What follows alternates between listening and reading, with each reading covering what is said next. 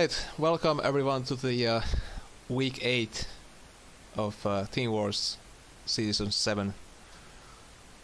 And yeah, today I have a DeathsAdvocate helping me to cast this thing, so hello.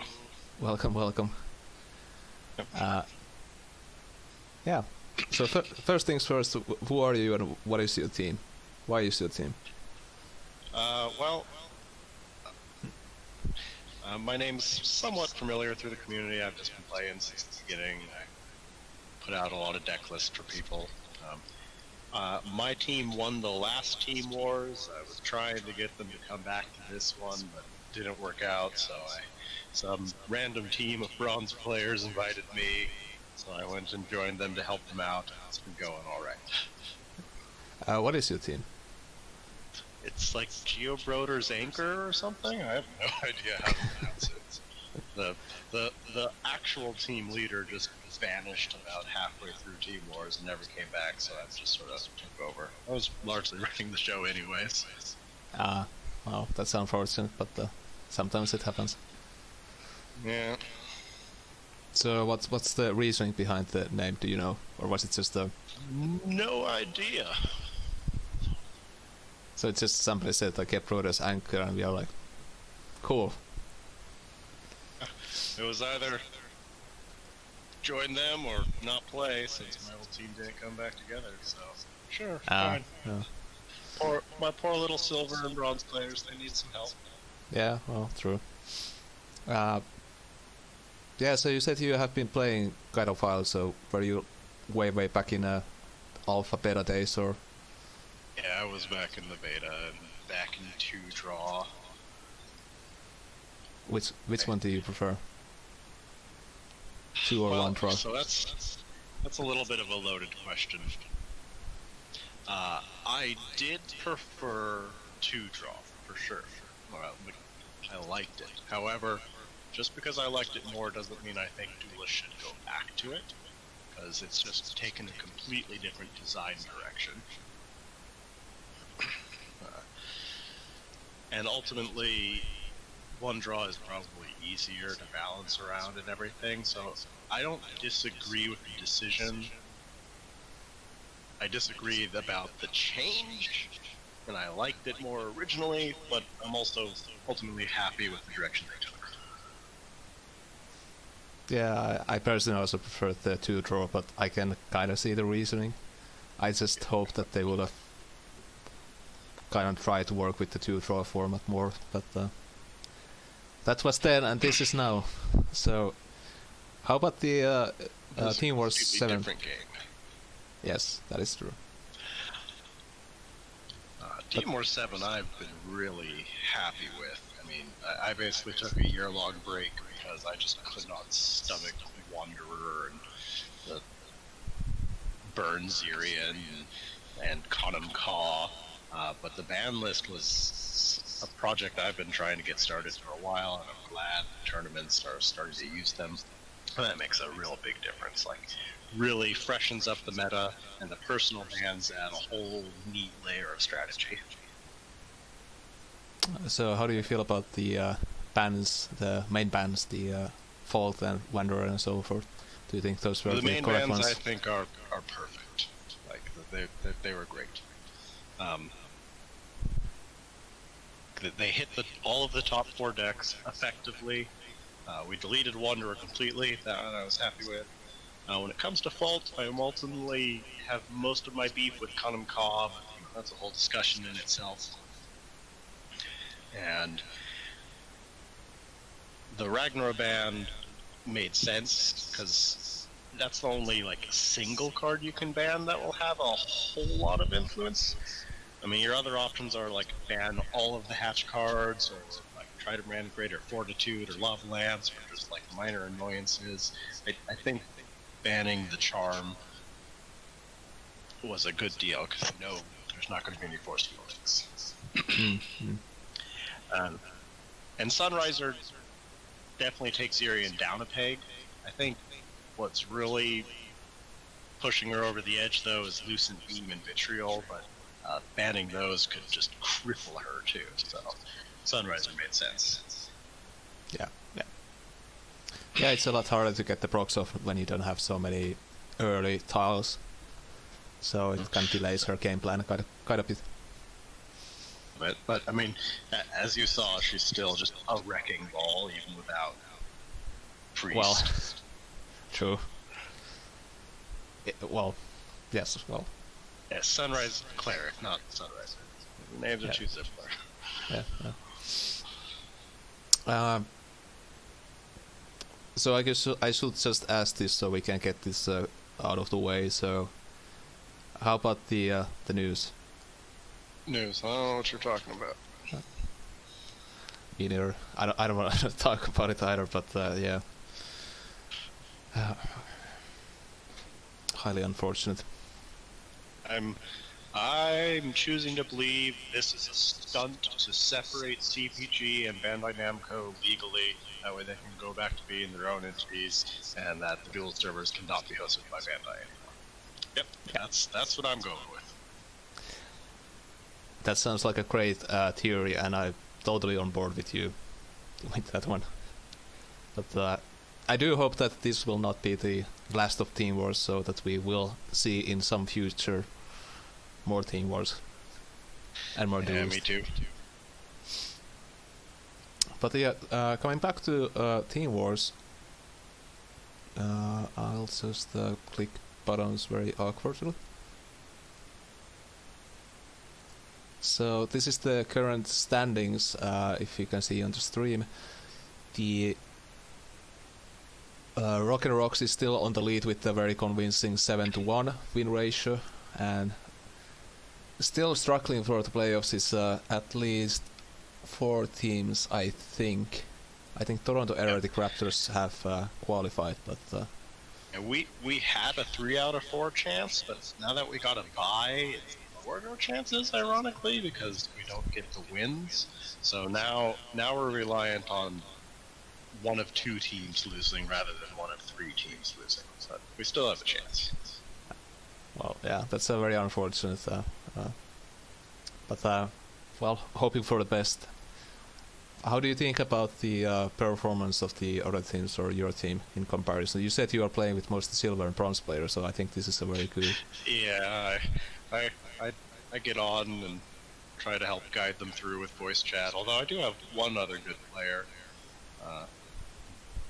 Bees or Titmuffin or whatever horrible name he goes by these days. It changes a little bit, but it's always the same theme. Yeah. He's pretty good. Yeah. At least when it comes to Songhai. He's a little less experienced elsewhere. Everyone's been having to fill shoes with so many people missing. Nonverbal says on the chat that there is a special rule for your case that if you don't qualify because of missing wins, the win percentage will actually be the tiebreaker for you guys. Apparently. Oh, that's cool. So it is still going to end up more like a 3 out of 4 chance rather than a 2 out of 3. Cool. But yeah, so what about the performance of the factions? Like we see Magmar is still the lowest win percentage, and the I think Lionera has eked out into the front with nearly 60% win percentage. Do you think that's accurate? Let's see here. Well, ironically, I don't think I've been seeing a lot of Syrian outside of us, although she has been an absolute wrecking ball and we're playing her. Lionar's always had a lot of very stable archetypes. Other than Burn Syrian, they're very, healthy, middle of the pack, can compete with anything, so if good players are playing Lionar, that goes a long way. Abyssian's a little bit higher rated than I expected. Magmar's a little bit... I expected Magmar to be middle of the pack, especially since Ragnar's still such a threat, even Charm aside. Now without Conum Caw floating around, Vath and Starhorn have room to breathe too. Vanar's extremely skill dependent, like, you have to have a really good player to make Banner good. But if you do, Banner is great in that case. So I'm not surprised they're lower, because this is what it is. Yeah, the bans, the nerfs did hit them quite a lot. So yeah, they're one of my main factions these days. I think they're in a great spot right now. They're just really hard to play. Mm. Certainly no wonder. Any other feelings on the factions or the way bans have been laid out?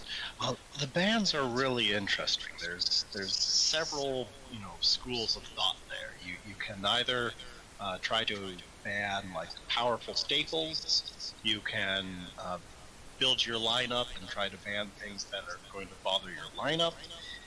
You can just ban things you dislike, or you can sort of attack the neutral pool to try and affect as many decks as possible. Mm-hmm.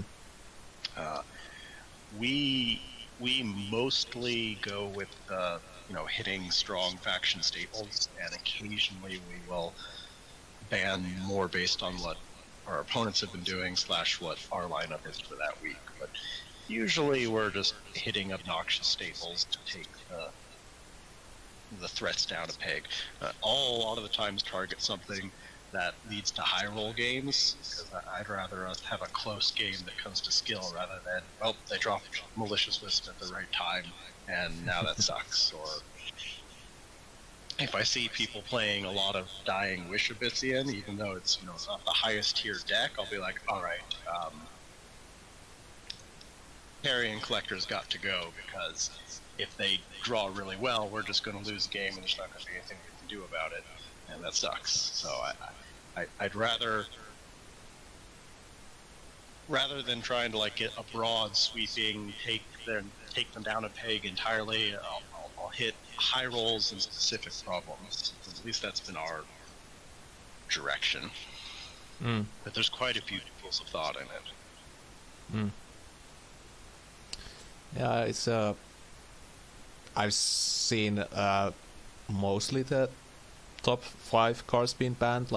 Usually people ban the columns and juxtaposition, Macantor, Reader, or Blood of Earth, that kind of line of thought. But sometimes people do ban specific cards, like Ebonox, for example, and as you said, Malicious Wisp. Because you have to be careful when you ban, because if you ban a specific archetype, you have a better idea what you're going up against, and then you have to ask yourself, do you want to go up against that? For example, if you ban Owlbeast, alright, well, you're not going to run into Arcanus in Songhai, but now you might happen to be dealing with Burn, and that's not a lot of fun. But, yeah. I'm not surprised at the Macantor, Sandsquirrel, Blood of Air, or Juxtaposition bans. Metallurgist makes sense, although I don't think it's that powerful. It is a really good card that does affect a lot of factions, so it makes sense. Now, Cryptographer's one that I'm surprised doesn't get banned more. That card's surprisingly problematic. Yeah, it's pretty surprising it's only been banned so few times, as opposed to the Column Metallurgist you said, but maybe the Metallurgist just enables a lot of early game plays that you wouldn't otherwise have, and it does hurt the Druian specifically quite a bit. It does. It just usually seems like overkill to hit Sandsquirrel, Blood of Air, and or Metallurgist. One of them would be enough. Yeah. I agree with you there. But yeah, do you have any other comments on the state of the game or the meta? Well, the Team Wars meta has been really cool. The Duelyst meta has been unfortunate. It is the second worst meta of all time. Wanderer and Burn are just abominations, and Common Cause created an extremely polarized game. Yeah. Now, I don't personally have a problem with Ragnarok, because in theory, he's well designed. He's just got way too much front-loaded power. Mm. And if you have a good pilot, they can really use the abilities to the full effect. Like, Ragnar's overpowered, but the other 3 top decks are bad design. Mm. And that's why I ended up taking a year-long break, because it just felt like polarization and crapshoot. Mm. But yeah, I think this Steam Wars was a really nice change to the pace. It's been incredible. There's an echo again.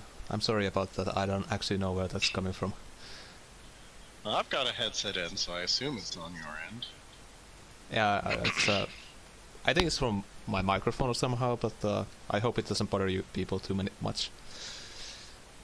But yeah, I think we're ready to head off to the first match of tonight, which is incidentally gonna be Gebroeders Anker versus Monolith Zoo. Boy. Oh boy, this game. So this is our 2 teams for those that don't know. Yeah, this is our 2 teams. So you're representing Gebroeders and I'm from Monolith Zoo. But first, okay. First, we could take a look at the bans.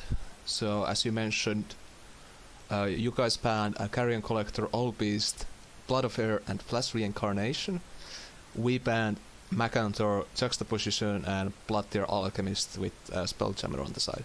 So, yeah, your bans surprisingly hit us pretty hard for the week. There's a lot of weeks where those bans would not have affected us at all. We had to completely change up our lineup. Losing Spelljammer, Blood Tier, and Jux, we had to completely change things up because we planned a lot of stuff around that. Macanthor's a given, we sort of expect that to go a lot of the times, so we don't rely on it. Yeah. And it's not like a Magma that really needs it. But that's for you, we saw you played a lot of Dying Wish, so we just didn't want to get high rolled. We saw you playing Arcanist, and Arcanists are just problematic, so I'd rather have to deal with Burn or Aggro or Kalios than I would Arcanist. Blood of Air is just, with what we were playing, it was nice not to have. And Flash, you guys had a pretty bizarre spread of Magmar stuff, so we couldn't really attack any particular one. If you try to attack Rag, they just play Bath. If you try to attack Bath, they'll just play one of the other 2. So Flash is the only most. We banned Macanthor last week, so we couldn't do it again. Flash is the next most general purpose Magmar ban. Even though I don't think you actually played it a whole lot. But. No, I think the Libronists or Magmar players, I think he prefers to play like a bot and one-man army bot. So that has been the good He sure has some strange looking lists. For sure. But yeah, our Abyssian player is, I think, relatively new player, so that's why it's been mostly Dying Wish. Gotcha. Yeah. I've been mostly building the lineups for my group. I'm like, this is what we should all play, and everyone's like, yeah, that makes sense, we'll do that. I'm like, feedback, please. No, that's a good lineup. All right, fine. Well, to be honest, in a Duelyst, it's pretty hard to give constructive feedback if you don't have a lot of experience deck building, which is a kind of hard thing to gather when you're starting out. But at least Bubies knows Songhai well enough. He'd occasionally pitch in about Songhai builds.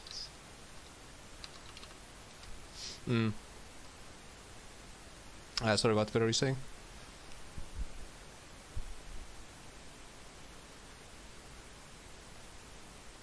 What was that?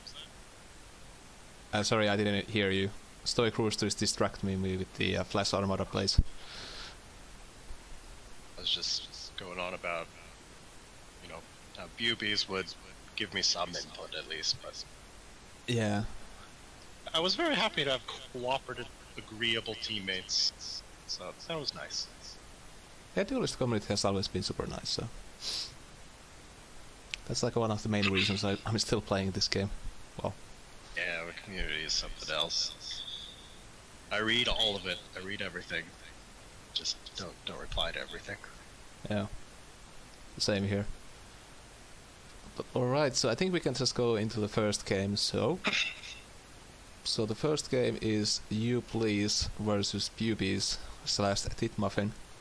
And You Please is from Monolithic Zoo and Pubis is from Get Providers Anchor. So, any first comments or thoughts on the matchup? Well, this is about as bad of a matchup as it could have possibly been for Arcadists, but you know we'll see that shortly.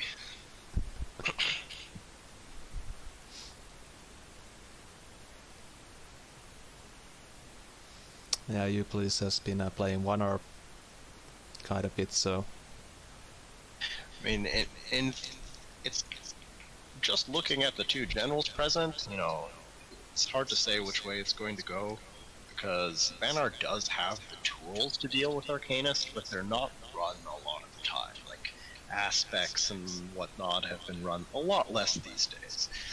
And then especially when you see aggro like that, you expect, okay, maybe they've got Hailstone. We're probably okay. Although aggro is not something Arcanists like. They need a little bit of time to build up. And Vanner can definitely put some early game pressure. I mean, Buvy's had a pretty decent hand here, like a nice prismatic open with the Owl Beast in hand. Seeing that Flame Blood, you know, we're going to need the healing from the Four Winds, so you know it's a solid hand. Yeah, you basically have all the pieces you need. You just now need to build up your board.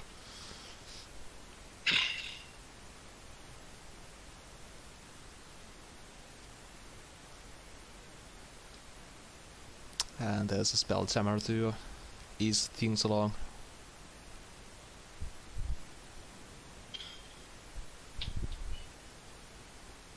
To be honest, I'm not actually sure why we played the Blood Tier there, but I'm sure we had a very valid reason. I mean, getting that thing down to 2 health matters. Just using all of your mana and getting that down to 2 health so it can die to a Warbird, Hard Sister play, or just getting Blood Tier in its face. You know, 2 health is pretty easy to kill, 3 health less so. And he was just using his mana and making sure he didn't overdraw. Yeah, well, that's true, yeah. It made enough sense to me. And it's not like this is likely to be an artifact list or things with lots of 1 health, so it's okay to just throw the Blood Tier out for value. And we see the Owl Beast coming down, so the Arcanist illusions are getting bigger.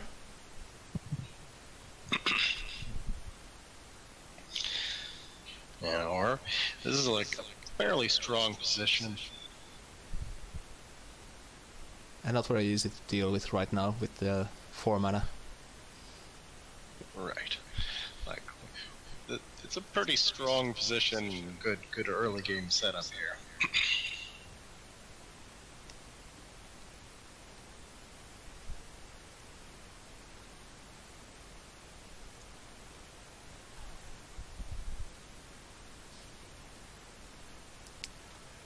And we see You Please going with the game plan of just going phase, which I completely agree with myself.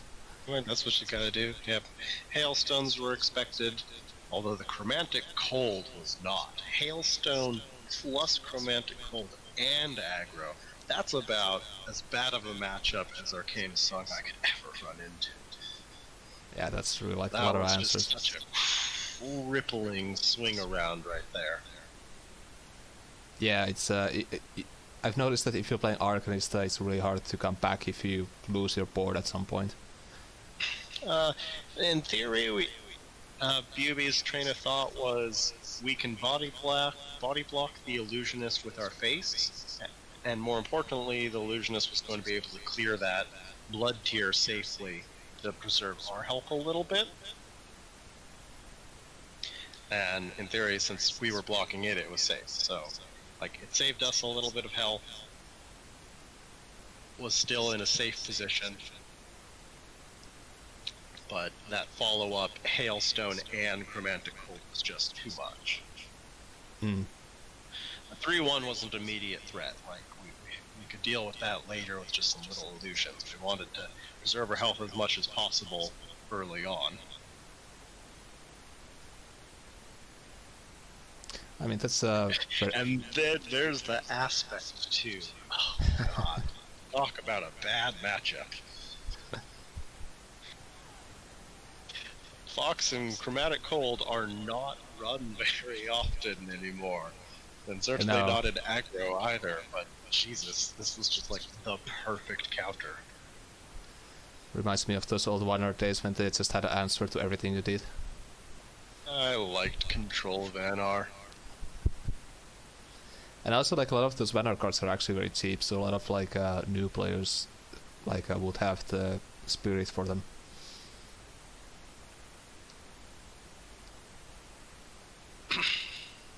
And here we're just like starting to hit panic mode. We went from wow, that was a strong open, we're in pretty good shape, to oh god, what now? We have gobs of healing in hand though, so in theory recovery is still possible. But it's not very easy when you don't have any spells in hand. I mean, Sheet Eye's got us covered for spells. And to a lesser extent, Trinity. Yeah, it's a Walling down next turn. But still a lot of like pressure being applied by the Fae here, especially with the Snowpiercer. And that was rough. If we could have survived this turn, we had so much healing in hand, we could have probably turned it around. But between that really hyper aggression and 3 perfect answers, there was just not much that could be done. It was about as hard a counter as it could be. Yeah, that's I think that was the first game of the series or the second, I don't remember. Yeah, but that was the first. so that was just a very bad luck on the roll of the dice. It was more matchup. Like we both players had good hands. It was just a matchup thing there. Okay, I think for the next game, I'm not sure if you want to see this from your or my perspective, but I'd like to see our game from your perspective. let's go with it. So yeah, this is the one. Yes.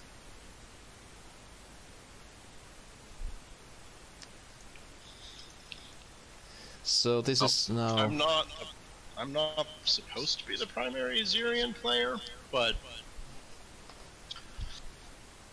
Buby's had to go because of his time zone, so I just ended up taking over on Xerion. Yeah, and I'm playing on the right side.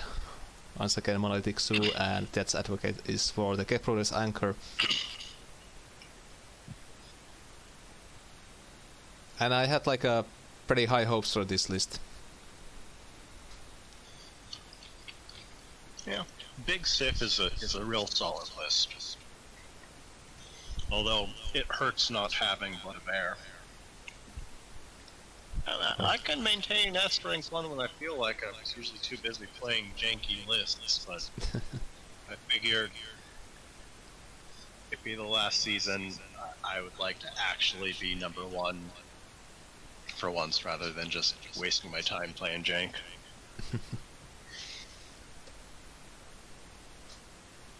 Yeah, you've been pretty well known for your deck lists on the forums.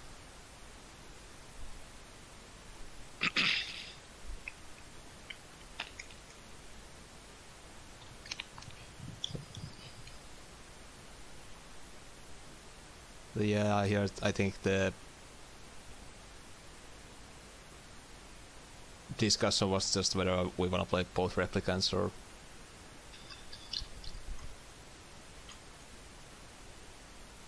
replace into something else, perhaps.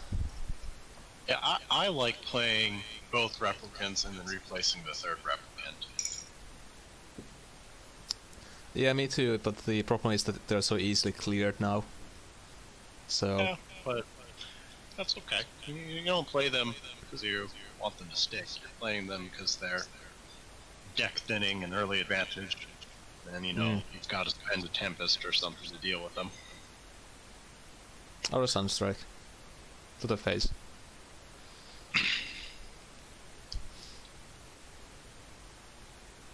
But since the second one would have been played in the middle, most likely, it ultimately didn't make much of a difference.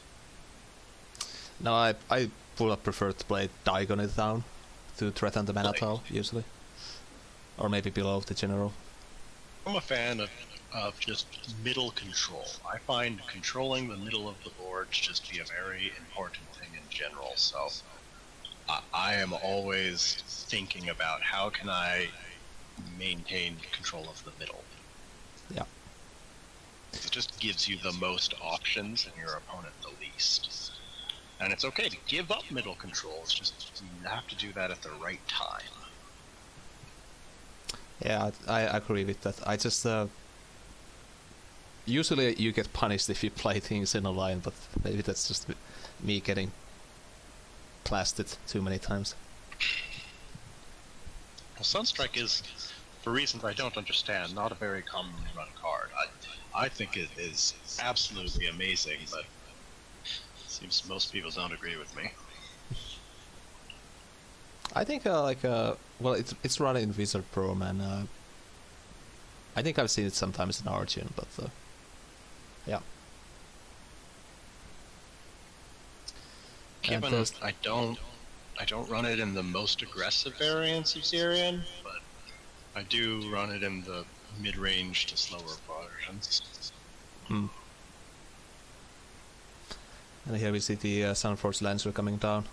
Played pretty aggressively.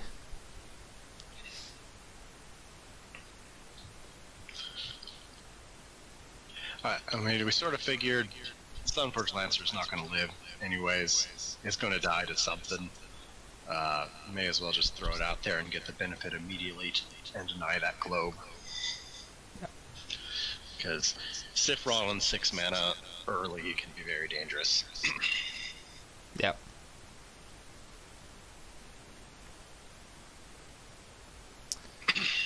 There was a bit of a discussion here. Intentionally, I don't remember. I looked away for half a second, but I think I intentionally overhealed or underhealed, wasted some heals so that I'd be a little bit more damaged. So you can get more procs off. Yeah. That's the weird thing about Furiate is she likes early damage. That's what just makes her such a different playstyle from everything else, is that she wants a little bit of damage dealt to her early on.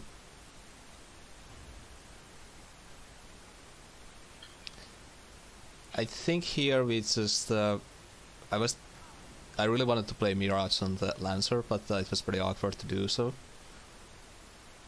But and without a heal in hand, it'd be hard to get the value out of it. Yeah.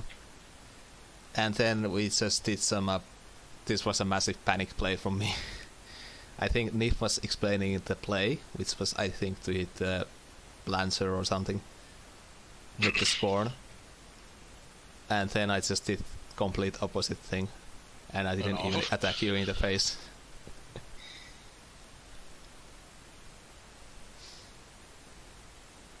And now I'm just trying to play around the non-existent grapnel. Yeah, I think playing the Nimbus probably would have been better, but The Nimbus is pretty hard for Zerion to deal with before 7 mana. yeah. I think just like getting rid of the Sunforce Lancer there would have been also very beneficial. But I can't remember the exact game plan Nif had, or our captain had in mind, because it was super late and I was super panicking, so... Oh yeah.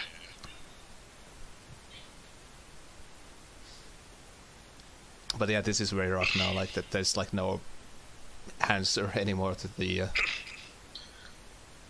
5 attacks you run. Swarm King and Nimbus, like, now are your chances to play them.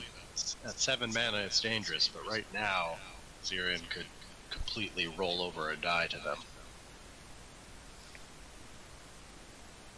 But there's also 10 damage on the board, so that's Yeah, there's a lot of damage on board.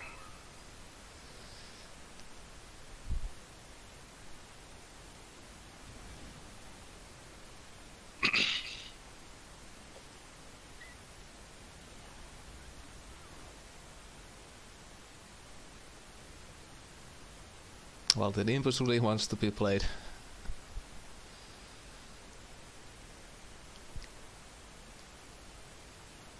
Big Sif is such a neat archetype. Early game Lionar does not have good answers to it, but would have been forced into hyper aggro in a slower, slightly slower version of the list. Mm. Looks like we're still just expecting you to have a stronger late game, so still just trying to go pretty aggressive. Which I think is usually the correct answer to Vitruvian lists in general. Just hit face really hard.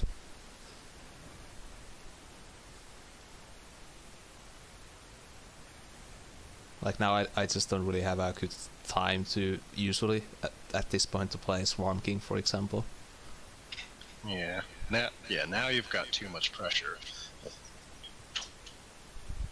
But of course you've got a lot of damage on board too. Yeah, that's 12, 14 damage. Which unfortunately for Vitruvian doesn't really mean much, because Vitruvian doesn't have much burn. I mean, at least Xerix can do a surprising amount of direct damage. Yeah, with the dervishes, definitely. And if you have dervish, then that's... Bone Swarms, Rashas, Dervish Buffs, Tunecasters. Kananka.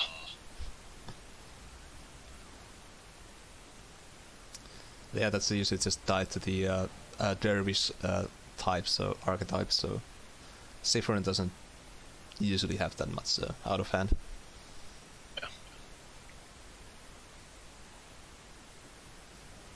And there's the Aperian's claim to We seal made it this. to 7 mana.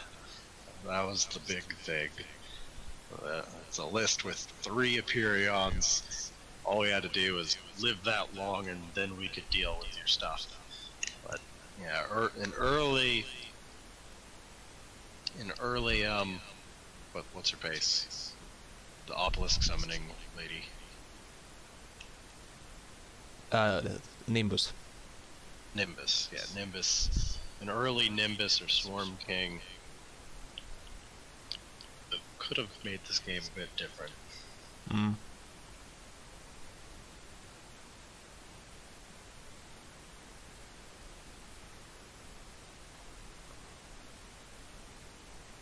Why not second wish in the grapnel? Good question, I don't remember. I think we wanted to second wish the grapnel, but also I think we just wanted to play the Nimbus as well.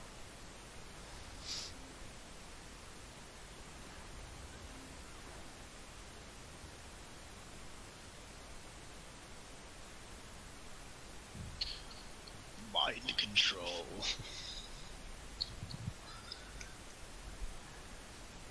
think Dominator is like one of my favorite cards. It is a really cool card. I haven't played it in years, though. I just put it in list because it's such a fun card to pull out in some random games. But Yeah. yeah, a pretty solid performance from the Ziran there. Yeah, she's still a huge bully. Yeah.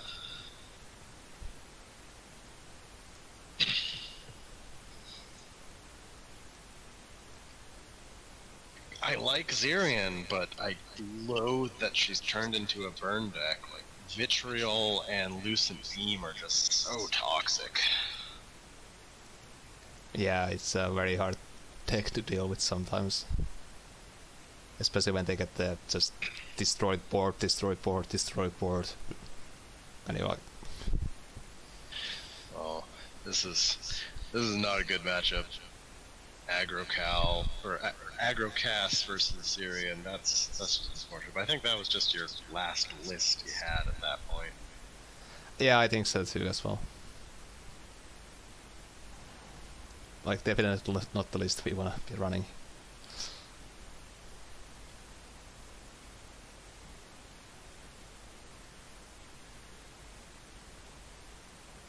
But banning Blood Tier and Spelljammer definitely made us shift to a more mid-range Zirian list. We couldn't just do the usual hyper aggro, which ultimately made me happy because I hate the burn variation. I like the slightly slower version. But it still has, obviously, Lucid Beam and Vitriol, which are just so toxic. I think I don't play Lioner, so I don't know, but I just have this feeling that the this lower version of the list usually tends to perform more consistently as well. When she has all of her pieces, the hyper aggressive burn variant is the best. It just applies pressure like nothing else. But if she's missing any of her pieces for whatever reason, then yes, the mid-range approach is better. But when she's got her full kit with Sunrise Cleric and everything, just there is no other list that can put on the pressure like her while maintaining her own health. It's just silly. But if you take away a single piece of her puzzle, then yes, the mid-range list really starts to shine. Now, if the meta were to shift enough, that could change, but stuff like Vault, Wanderer, and Walls being such and trials in general, you gotta be fast, because Lionar just cannot compete with the late game these days. Yeah.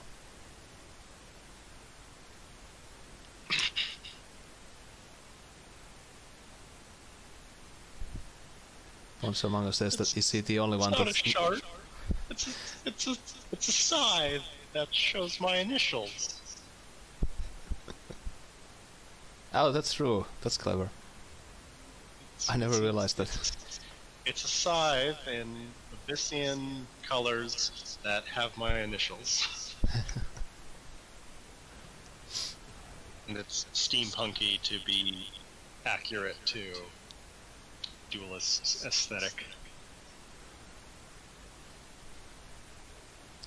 So I'm gonna take it that Abyssian is your main faction, or preferred They're faction. my favorite, for sure, but they're not my main because they're having a bad time. Well, that's true.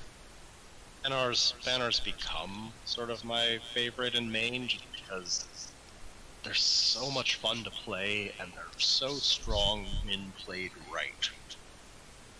So they're just really satisfying to play. Anytime I win with Banner, I feel like it's because I played well rather than the deck played well.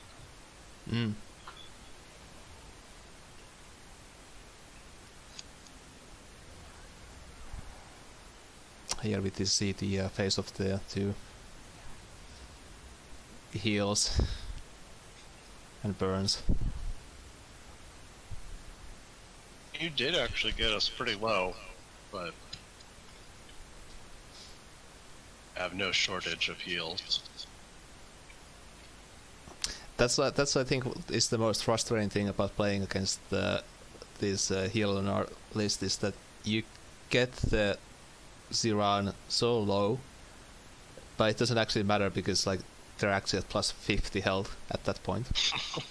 Yeah. But this was a scary turn for us. Like, you potentially could be killing us if we didn't heal up stat.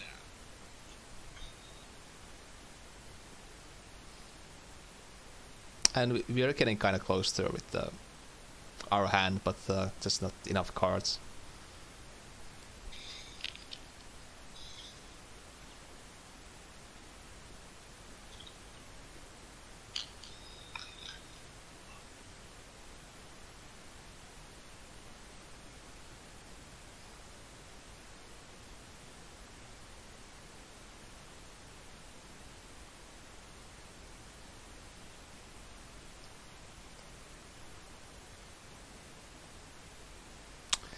And then there's the Scintilla, so...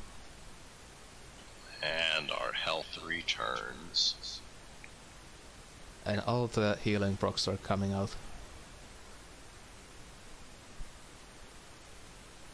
Thanks, Ponsamango, and have a good evening. Or weekend. Day.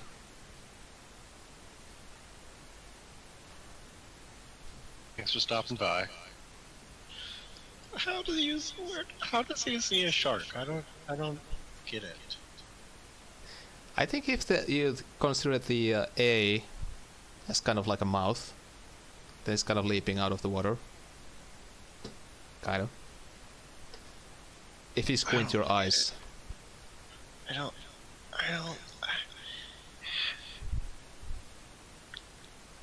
get it.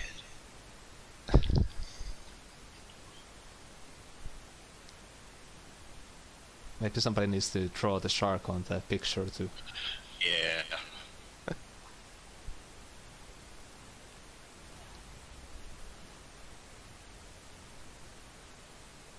I think, Poncho, you need to draw a picture for us when you come back. You got Ziran down to 6 health there. That is really spooky. On the other hand, you have a full board with healing procs and minions, which is even spookier. Yeah, but it was a pretty surprisingly intense game. Like, I usually expect this matchup to be a little bit more one-sided, but it was real nail-biting a lot of the time there. I was so scared that you had Necrotic Sphere. I was so scared. Yeah, I was actually very surprised that this list performed so well as well. So I think we had a fighting chance there.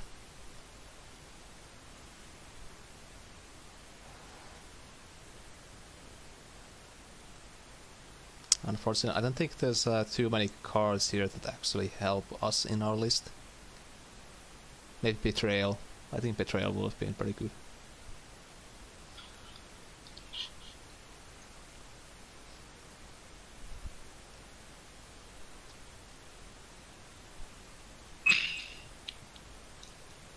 I think I finally get Poncho, yeah.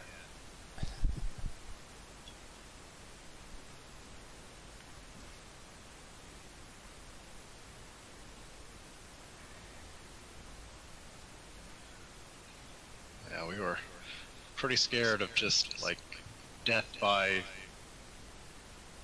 we'd pull spam or something.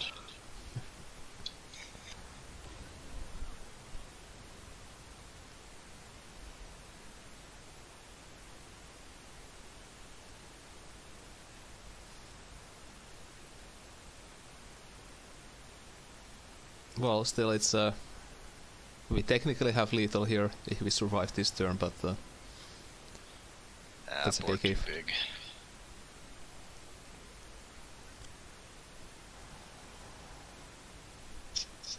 surprisingly close match in a matchup that's usually much more one-sided. Yeah.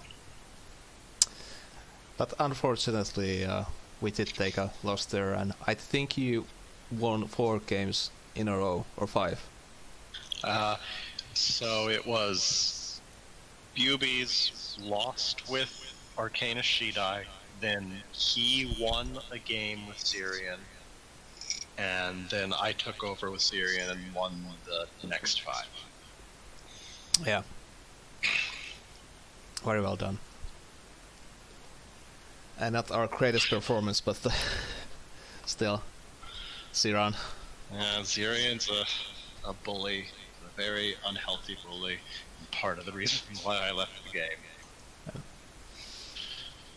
But I think we are ready to head off to the second match of this series after I check that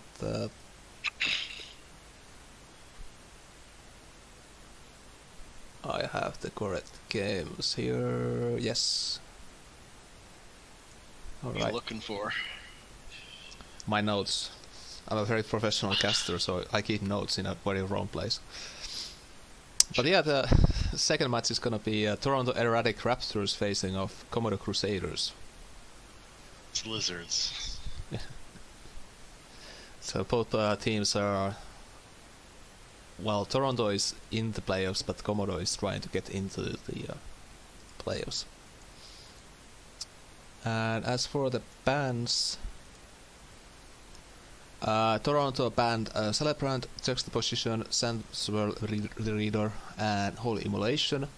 Komodo Crusaders banned Letigress, Ebon Ox, Celebrant, and Lavalance. Celebrant is Metallurgist makes sense. Metallurgist is a bit of a powerhouse that can cause a lot of early game swings, but Celebrant, I don't know. It does hit several archetypes, but like it's not run in Magmar. It's really only commonly run in Vet, and Vet can do just fine without the Golem package. And you're really gonna hit Celebrant and Sandswell. It seems odd to me. Yeah, and the Tigress and Ox also are really weird specific bans. I guess the Tigress can be a bully, but Ox, he's good, but now you're not hurting Songhai, you're just saying don't play that deck.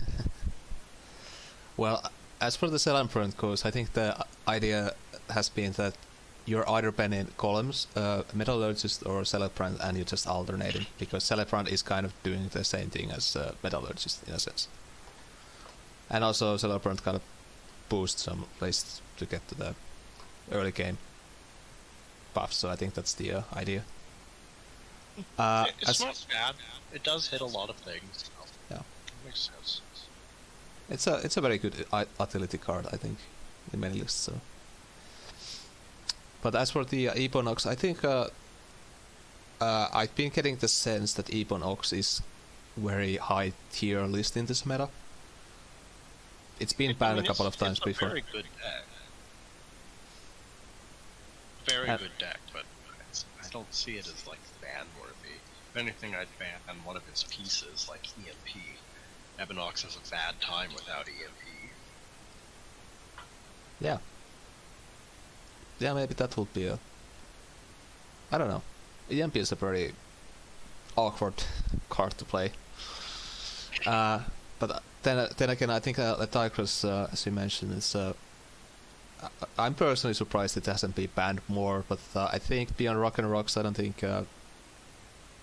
well, a few teams are playing it, but it's a very strong card. It's a solid card. I don't know if it's ban worthy, but you know it's very good. It's becoming more and more prevalent. I don't remember Raptors deck history, but if they play it often, I can see it being worth banning, but I wouldn't ban it if I didn't see it in their lineups frequently. Maybe they have been playing it a lot, and that's why Komodo decided to hit it.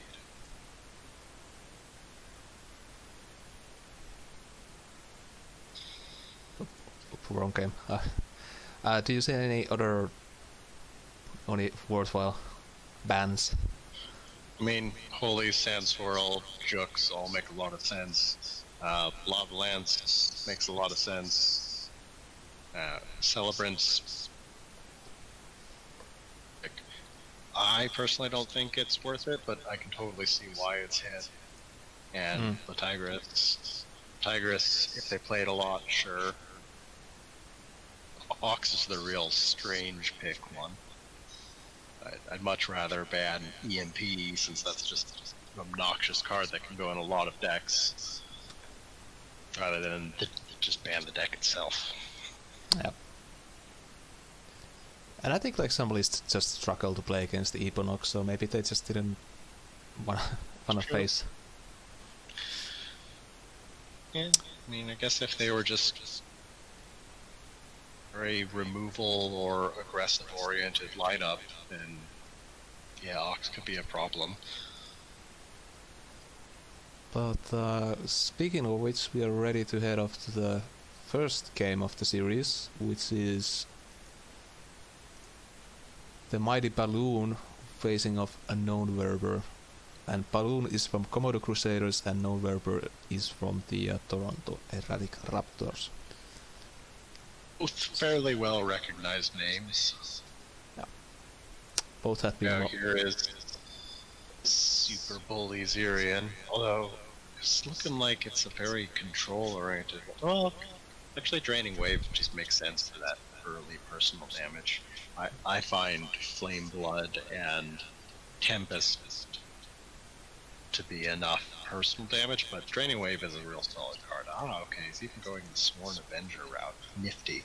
Sworn Avenger's been popping up a lot more recently. It has been performing very well in tournaments. Yeah, I think it's been a bit of a sleeper card, to be honest. Yeah. It's a very strong card if you get it out early.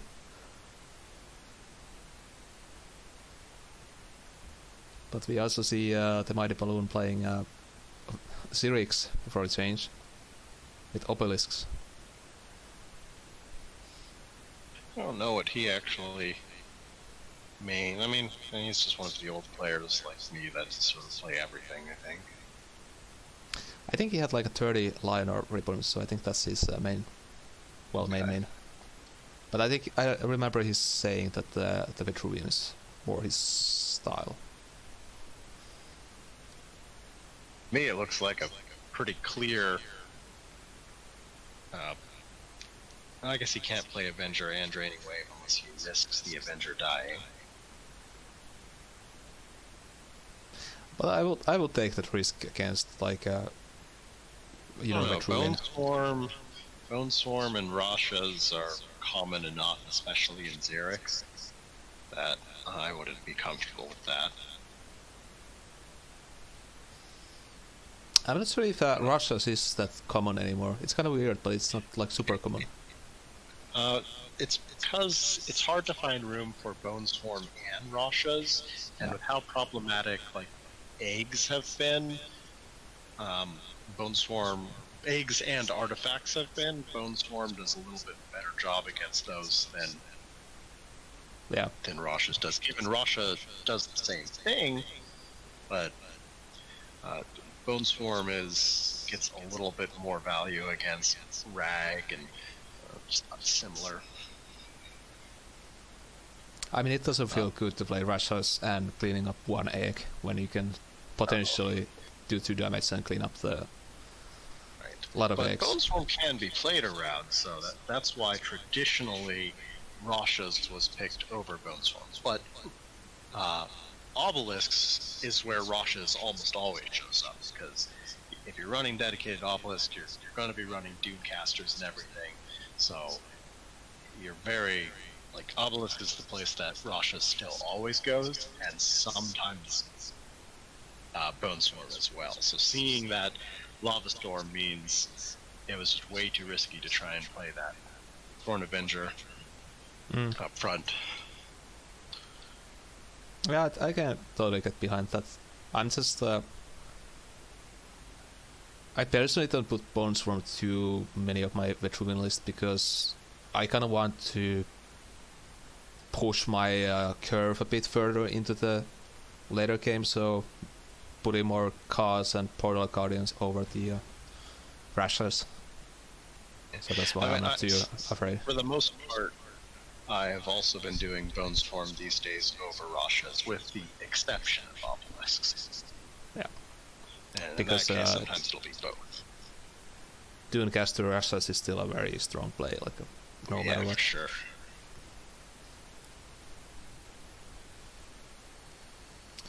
But there's the Sworn Avenger getting buffed twice, and it's already kind of out of control for the Vitruvian player here. And I believe they banned Sand Swirl but not Blood of Air, but they're playing around Blood of Air a little. I mean, as much as you can, so you can at least prevent the 2-for-1. Like Blood of Air is just a straight kill spell. It's not nearly as bad when it gets to do some extra work. Mm. And I think that's like the trouble with Blood of Her is that if you deny the good trades with Blood of Her, it's a very expensive removal, and it usually makes the Vitruvian list very tricky to play.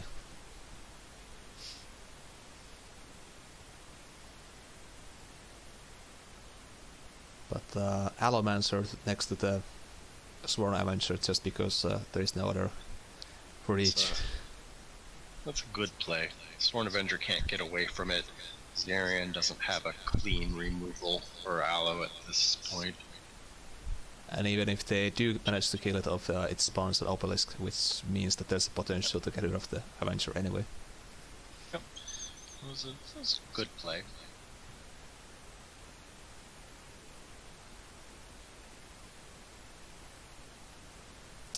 Non-Verb is thinking on his play here.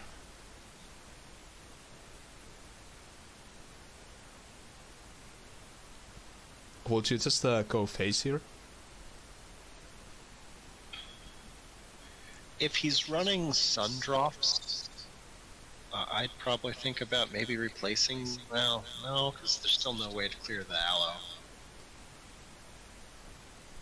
He's in a real awkward spot, because he can't really effectively protect the Avenger in any way. There's not a replace. I mean, he could try to replace into a Draining Wave or something. That would do the trick. The fact that he's running Draining and similar means I would definitely consider replacing maybe the Scorn to try and find a clean answer to that Allomancer. Because if you can kill the Allomancer, the Avenger can likely kill the Obelisk. Yeah. So, but he decided not to take the risk and just work with the hand he had and go face, which is valid. Like a chance at a clean answer versus keeping your solid hand. Like both were valid lines of play. I'm personally in the favor of looking for that answer. Well, it's a small risk. It's a risk that could be a major deciding factor in the game. And he really doesn't need the score in this matchup. No, and it might actually be bad if he's playing Nimbus or gets the Soulburn Obelisks. So I would have definitely replaced the Scorn to try and look for a strong answer, but taking the safe play is never a bad choice.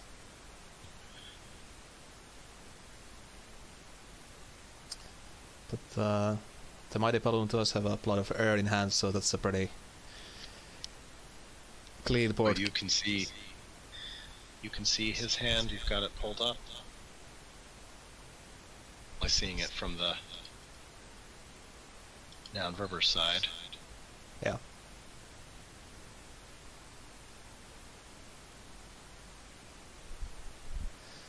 So there's the fireplace on the board, so that's usually a big priority removal. Pulverizers. Rock Pulverizer is a weird choice here. Well, it's a 1/4 and it has Provoke.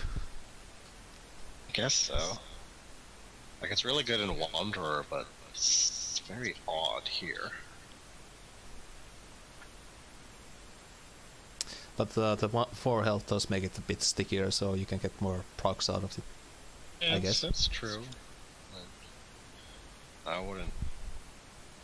Syrian's already got so many Like, she already wants to run both the healing minions, optionally Sunwisp, Sunriser if it's available.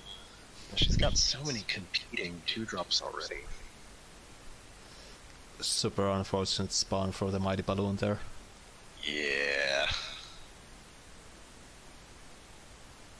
1 in 6 to get that worst spawn.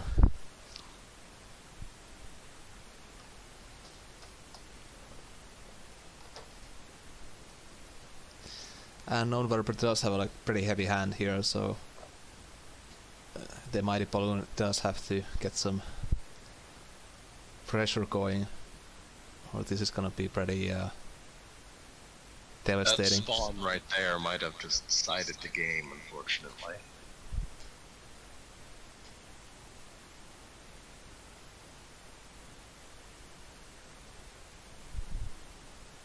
Except he has Bone Swarm, in which case he's maybe can get some things going on. You've Sand Swirls banned, and it's not worth using a Blood of Air on the Rock Vaporizer.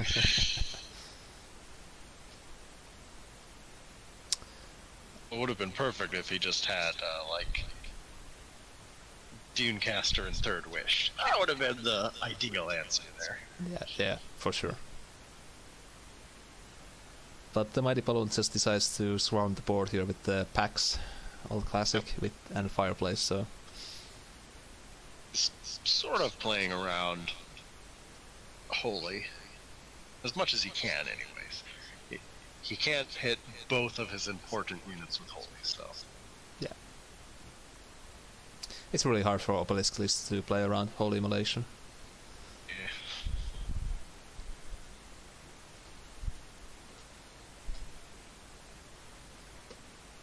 I mean, Tempest is pretty good here as well.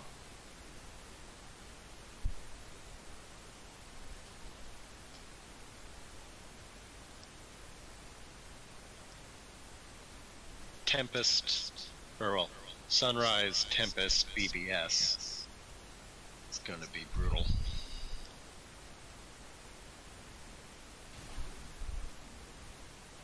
There's the never-ending healing and misery. Such a bully.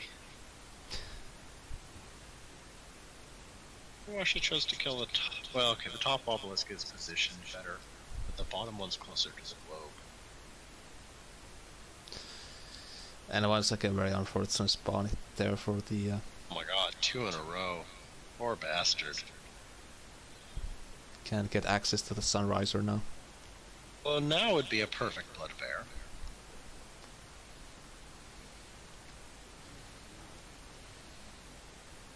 Would be perfect because he had Blood of Air and a 2-drop. That way you could clear the board and protect his obelisk. Mm. But Ka is a pretty good answer there as well, so... Caw. The most problematic thing in the game right now. Boy, you have single-handedly warped the game so much. Well, that's a pretty loaded statement. It's one of the most polarizing cards in existence. I don't hate it as much as Burn or Wanderer, but it's real close. I personally like the card. I prefer it over Blood of Air, to be honest. Like, I think the Ka is a much better 5-drop for Vetruvian than Blood of Air ever was. But why do you hate Ka so much? Because it's extremely polarizing. So alright, so Fault Vitruvian has existed for a long time, with and without Ray.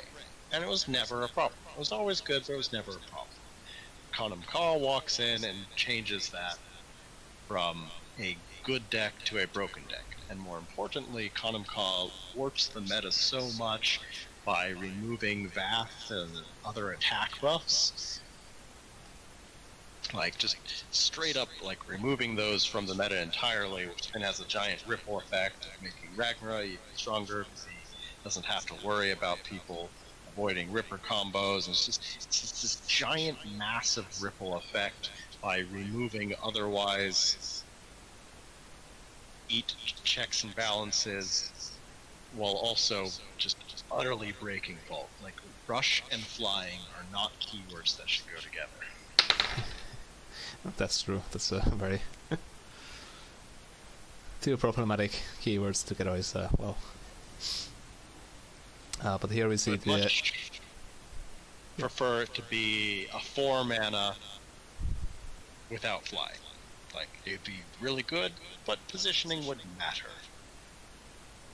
But then what do you do with the wings? Asked the Silverbeak. Well, we've had plenty of precedents for lightless winged creatures.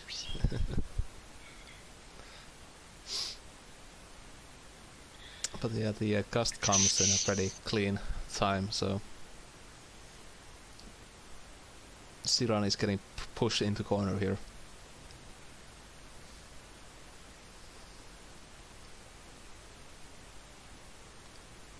Boone has managed to turn this around, although his health's dangerously low, but she isn't the super burning aggro variant, so he's in surprisingly good shape now. And just trying to drop that's Elix, I think that's her name. Elix Just a bit of a Stormblade. liability since he hasn't played any Blood of Airs. Well, there's one that has been played, so Did play one? Oh, I missed it. I think it was got great. me riled up yeah. about subtopic. But yeah, the non-rubber is not in immediate threat of dying. So there's that. But his hand is not so good, and Balloon's board is just a nightmare now. Yeah, that gust really needs to die very fast. Unfortunately, there is no. And non-rubber just passes. Oh no! Did he just rope up? Oh, he just roped. Ouch. Did he rope, or did he choose not to play anything? I think he chose not to play anything because I don't think he had anything to play. I mean, he could have gotten the heal, or... but...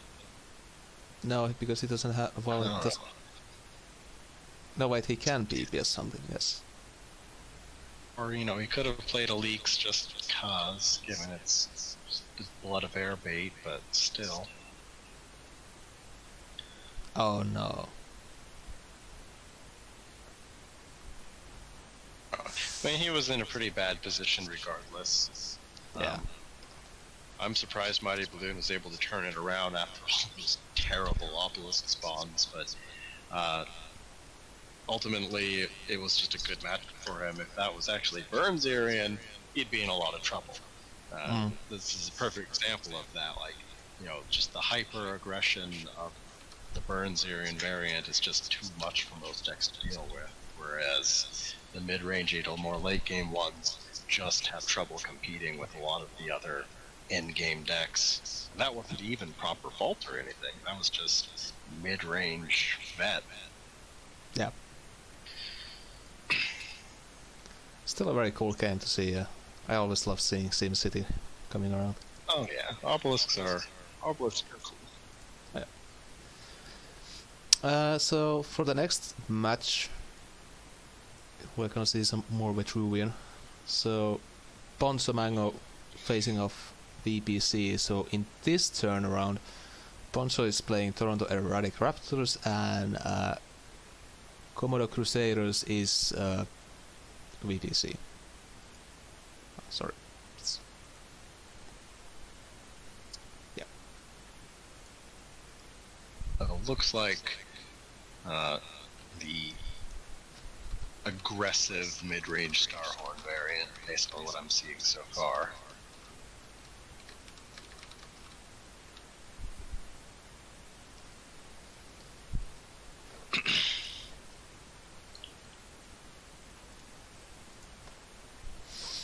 Bonzo is playing Cypheron and there's the Mana Forger.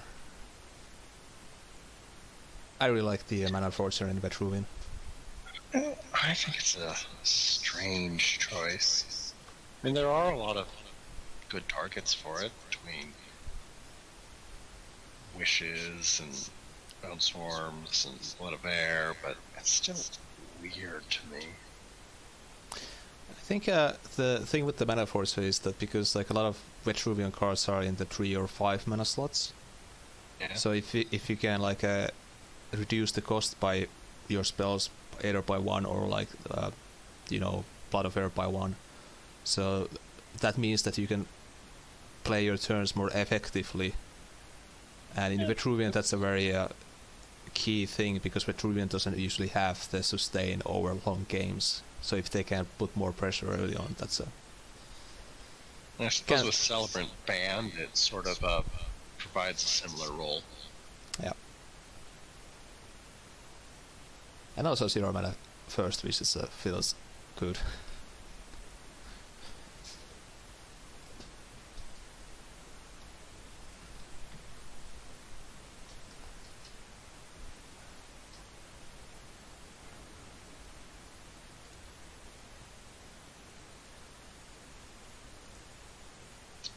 Sort of the classic aggressive mid-range Starhorn.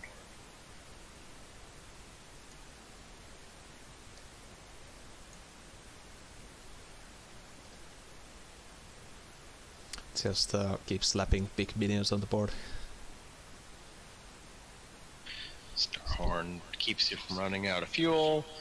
Got the typical mid-range Magmar package. Lots of ramp and little buffs. It's a solid deck.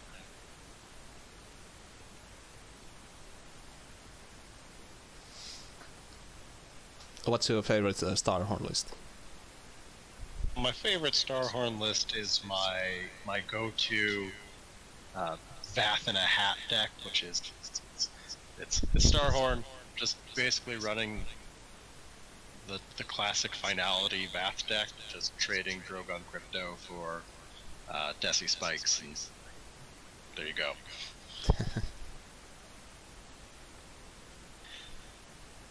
Yeah, I think that a similar list was in this tournament at some point. I'm not sure if it was you or somebody else who was playing it, but... It was my list played by one of my other players with me guiding him. Ah. It shows up often enough, because I like slotting it when bans allow it. Yeah. Another thing I always try to do in Team Wars is I try to condition. I try to make it really hard to predict what we're going to do, as well as making sure to play a range of things that force you to have to play around a whole lot of different things.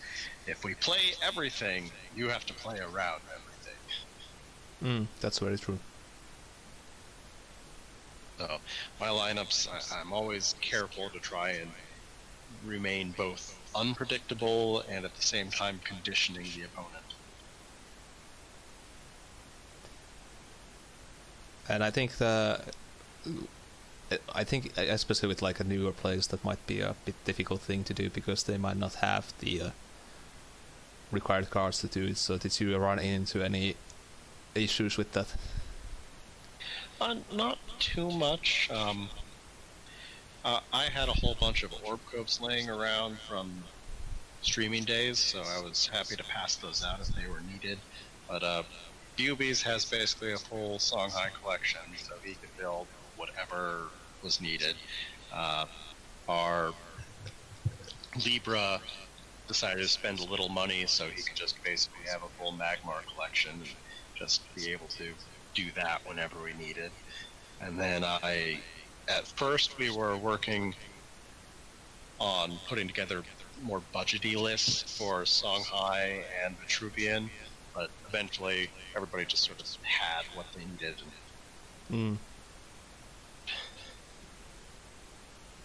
Speaking of which, doesn't Libra now get a refund for the diamonds? Yeah, he might. So I think it was like a December something, start from December to... Like that. Yeah. So investment well spent. Yeah.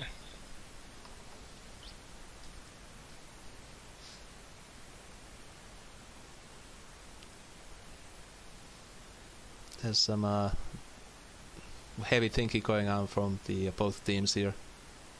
He's doing his best not to play into the blood of air trade. He doesn't want his whole board wiped, so he's being a little careful with his metallurgist, which also has the benefit of, you know, getting another 4-mana slasher, which he has in hand.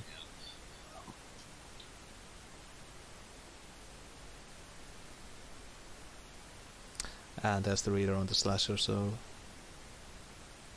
I thought Reader was banned. uh No, Reader is banned for other team. yeah, so Commodore Crusaders can't. But I think Okay. Poncho is from Toronto. Got it.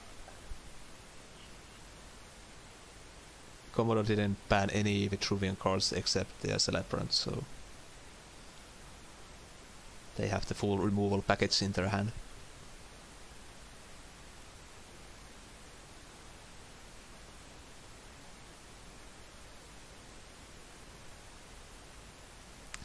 Well, now the I think it's almost definitely a slasher turn. It's just a question of what do you want the slasher. I'd also probably just draw a card before making any decisions. yeah, this back-to-back slasher seems a pretty decent deal here. I would personally probably just... his deck. Yeah, you were saying? I don't know his deck exactly, but still probably draw a card right now.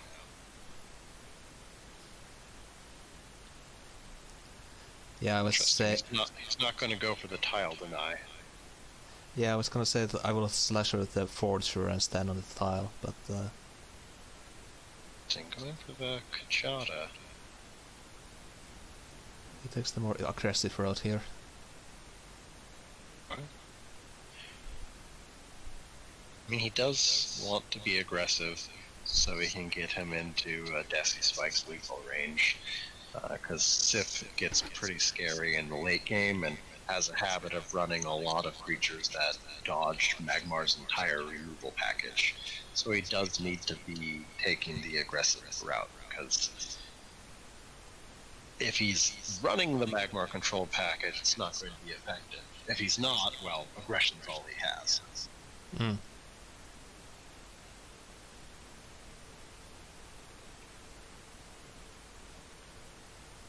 I still would have thought he might have denied the tile, but I don't know.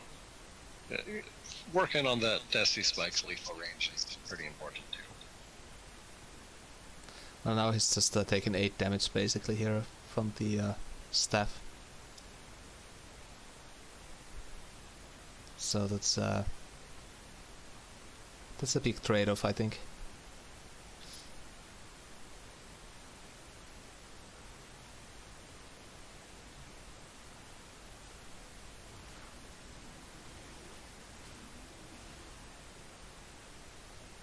Oh, 5th Canopic.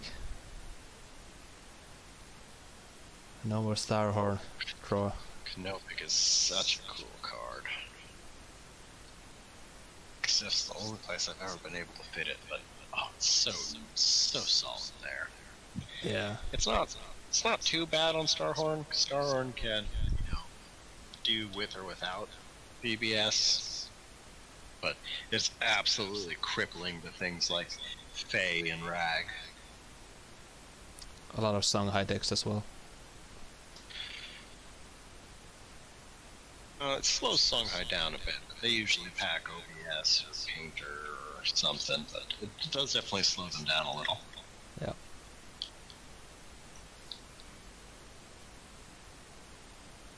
One of my favorite of the later Vitruvian cards, definitely. Oh yeah, it's super cool. Also, the 4/8 stat line is like super good for that. Oh god, yeah. Oh, there's the Tigers coming out. Huh. I guess she's a good buff target, and he is presumably running fortitudes and amplifications.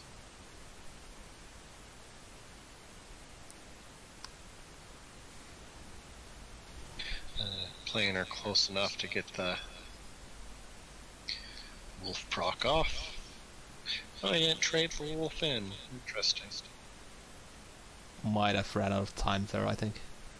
He might have roped. I guess it's fine. He risks Star's Fury a little bit, but Star's Fury isn't terribly common in Sith. It's not very common in the Truvian altogether, which feels strange to say in 2020.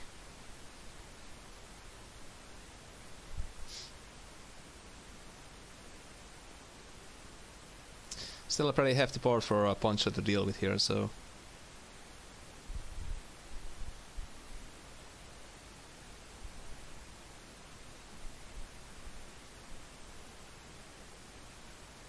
And that looks like a plot of air. No, Superior Mirage, wow. Ooh, that's fancy. That's tasty. That's gonna be a lot of cubs.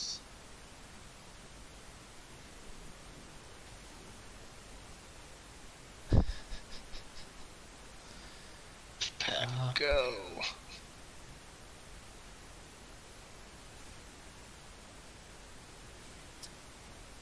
Can't quite get rid of the Tigress there. Oh, there's a lot of plot there, so okay. Ah, good.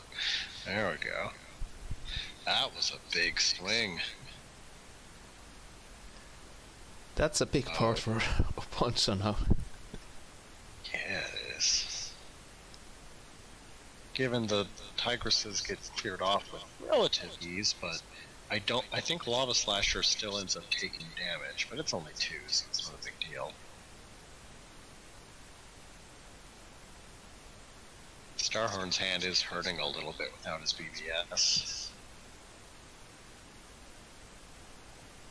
How much ramp he's playing, he relies on it a bit more than your average Starhorn would.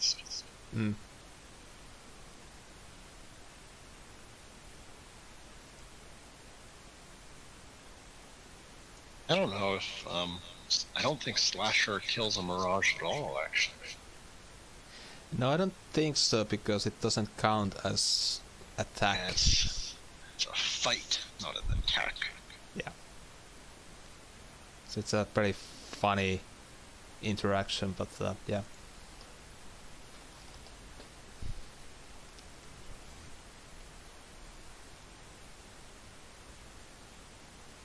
But that does mean that there's one tiger standing on the board, so that's gonna hurt.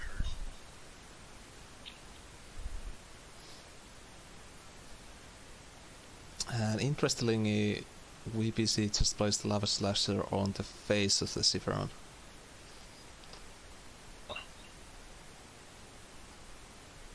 Was a little odd. I guess he's kind of getting worried that he's just gonna die here very soon.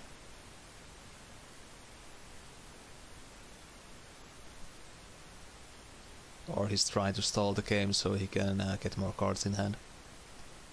He's trying to stall for spikes, because that'll swing things pretty quick.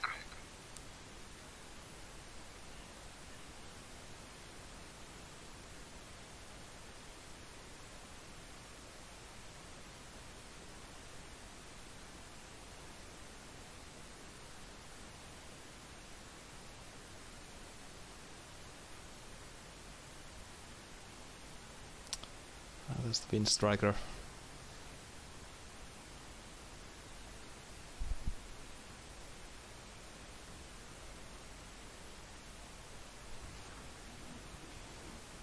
You have the full golem package, or no? Celebrant his banned. He's just running it just as a tempo play, I guess. Yeah, I think Wind Striker is. Oh, he's running Dream Shaper without Celebrant. Interesting. Okay. Well, I guess with the That's- Windstriker and the Metallurgist, he has enough Yeah. columns. Oof, that's a rough spot for BBC. He can't clear that illusion at all now. Still can't draw. Vic has done a surprising amount of work. You don't usually expect it to be a big deal in this versus Starhorn, but his list relies on that BBS quite a bit. Yep.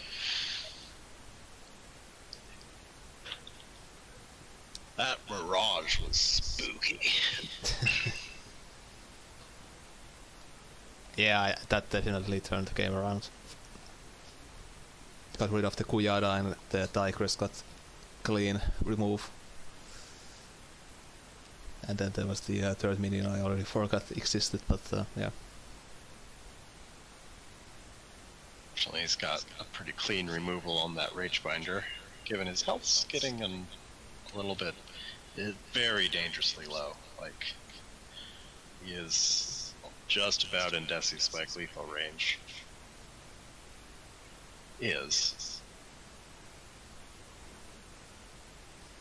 So I think that's why he decided to just go for the face.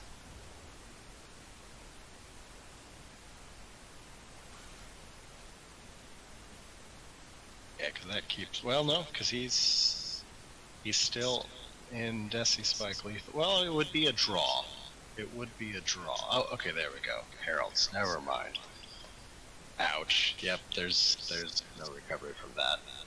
I mean, a Plasma Storm would go a long way, but I don't think that would be enough, and I don't think he's running it.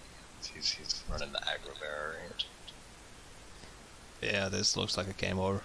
That's it. Yeah, he just never found a spikes the whole game. And He had the appropriate death response. since turn 1, but no spikes. Given mid-game spikes, it's not always great, because you can really get punished for feeding your opponent those cards. But without his BPS, he really needed the card draw. Yeah. Yeah, that was a very neat fifth canopy coming out there, so... Yeah, it's surprising to see it do so well versus Starhorn, but it's just hard on Magmar in general, because I can't deal with it. Yeah. Magmar likes Well, their BBSs. Yeah, so for the last game of this match, we have Starkly facing of Ponzo Mango, so Ponzo Mango is just crushing his opposition here. Oh boy. Big Sif doing work. And this is Starkly trying to get with the swarm, I guess. Oh, that's a weird looking list. It might be aggro Lilith. No, I have no idea what that is. That is just a weird mix. Maybe it's Arcanist Lilith. Oh, it's Arcanist. Yeah. Okay, that makes sense now. Good old Death Knell. Brings back bad memories.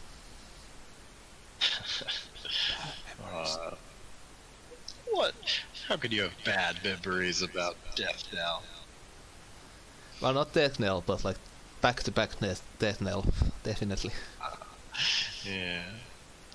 Given Vet is why Snell has a bad time, because too many removals that prevent Death Knell from working.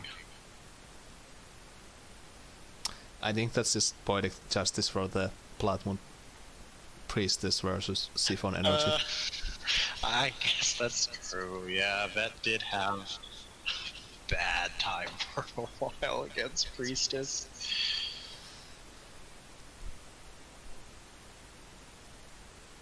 Oh, there's a cool looking Sworn Avenger. Dial points.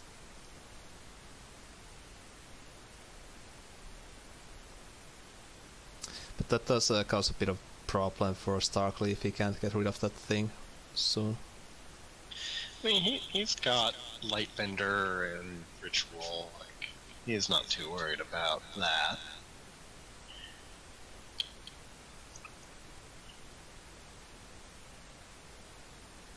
And he has the Crypto coming out as well, so... Although he needs a mana tile to be able to use Ritual, but nothing wrong with just Lightbendering. Especially when Poncho plays into the Lightbender here. Yeah, because Lightbender will spell 3 things here. So the tile counts. True.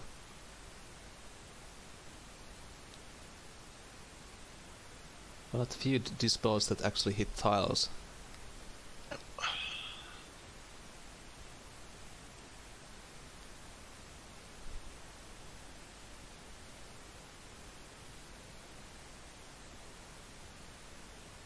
Could alternatively take a tile and play the Ritual, but that puts his Prismatic in a bad spot. So I think it's just pretty much gotta be Lightbender.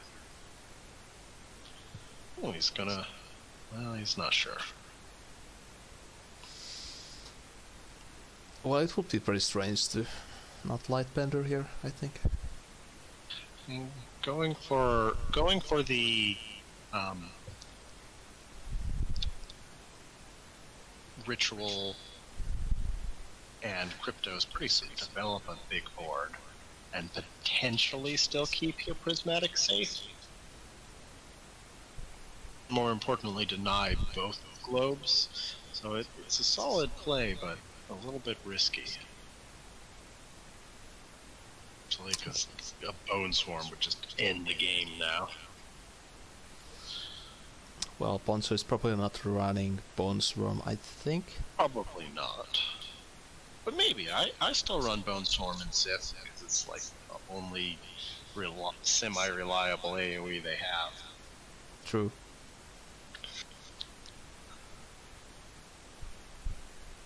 But very lucky spawn of the Illusionist there, so Poncho can't remove the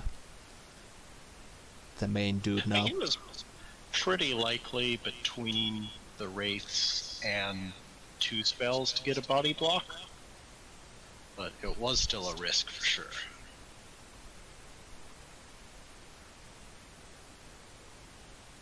And Starkly has a Chakram coming out, so potentially could see a lot of face damage coming in. But he's probably going to have to go for the Lightbender on that Avenger now, or he's going to end up losing his Illusionist. As if he can reach it, which he might not be able to now. No, I don't think he has the units to get there. He could with Bloodborne spell. Yeah. That again would require some luck. Yeah. I think there's only one spawn there that reaches the Avenger.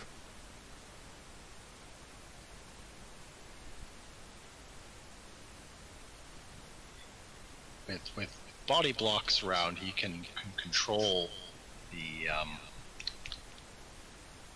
BBS spawns a bit to try and get it where he wants. So it won't require too much luck. His other option is trying to replace for a lure or ritual. Yeah. I mean, if he body blocks, it's like 1 in 3 chance, I think.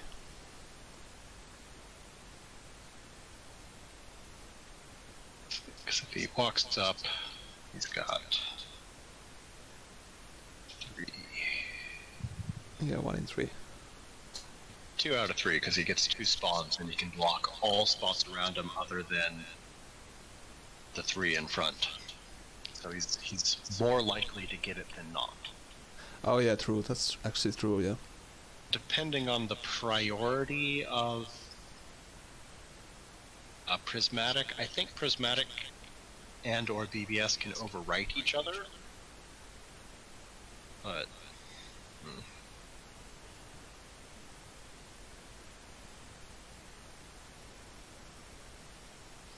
Well, he's going for the gamble here, and he took the gamble, but he got lucky again.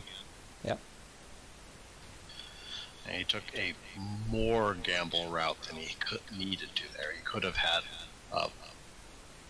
a slightly better chance at that if he pulled the prismatic back one, but it worked out. It was just risky. If you are going to take a risk like that, you need to take the one that gives you the advantage.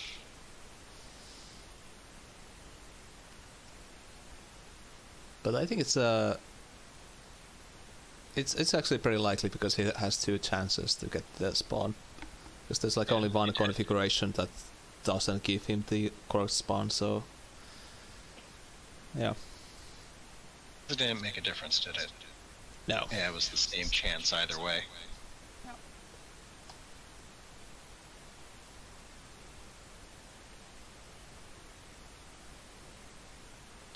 The Poncho is now in a very dire straits here because it probably doesn't have the Bone Swarm here, so. Yeah, I mean, if you had the Bone Swarm, you'd have played it. But, yeah, with that Chakram in hand, Starkly's in a pretty good spot. Poncho can clean up a bit of this board, so it's not threatening lethal right now, but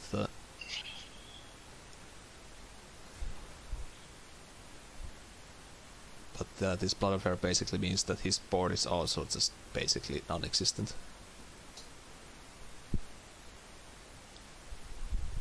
Starkly's hand is pretty solid. I would have replaced that lure. You never know when Amara is going to show up.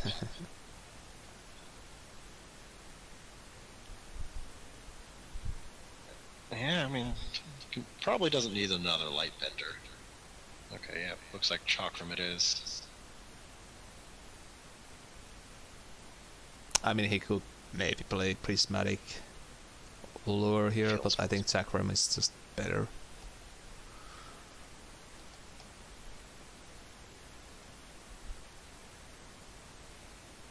Also, it's very unlikely that Poncho is actually playing Rash's Curse, so.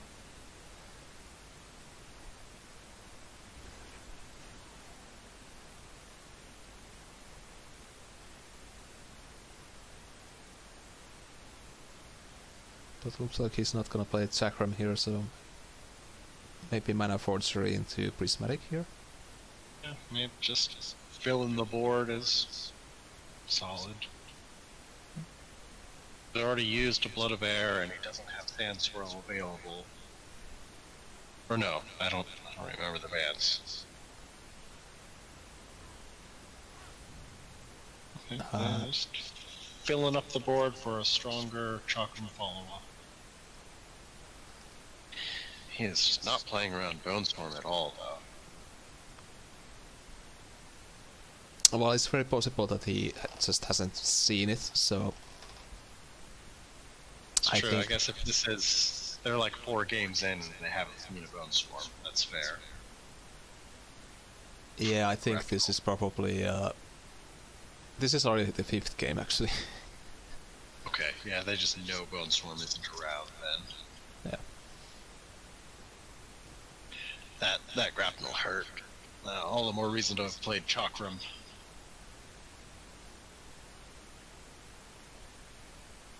What do you run? No, he needs that to clear. Well, I mean, unless he's going to go for the Trinity. Chakram looks full clear. Chakram plus BBS looks good to me. Yeah, same. Gonna go for the Trinity. Interesting. Well, they can get rid of the Prismatic here, but the Grapnel is still a pretty big guy to be dealing with here. But having a flying minion plus Chakram is pretty strong. Okay, he's just gonna lure away the grapnel. I'm not sure I like that, because now he's down a lure for a bigger threat. I mean, it's solid, because Chakram flying is spooky. And also, like, some different lists don't run any bigger threat than like a grapnel, so. It's true. Like if he's already running a Superior Mirage, it's potential that he just doesn't have any bigger threats. Could be much more mid-rangey than big.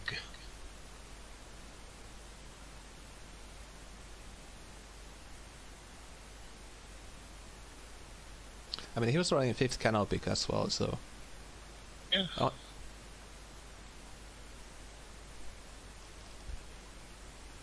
So maybe it's just not space for Aymara here. Maybe.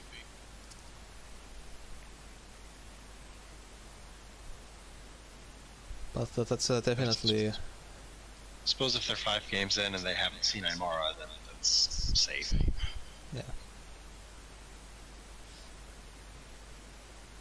But yeah, that's once again a bit of a turnaround here, so... The Trinity Wing is a problem here for Poncho Mango. Oh yeah. Trinity Chakram is quite scary. And the +3 attack is pretty efficient. Well, Oh, let's definitely play makes a EMB. difference. Ah, yep, there it is. Okay, you know, it's big Sith. It may or may not have Aymara, though.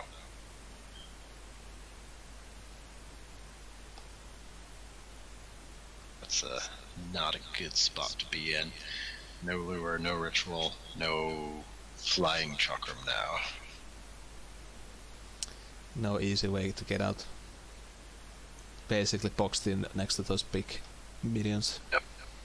Yeah, that's why I'm not a fan of using that lure. It was too risky. You could have just easily cleared board and done Trinity later.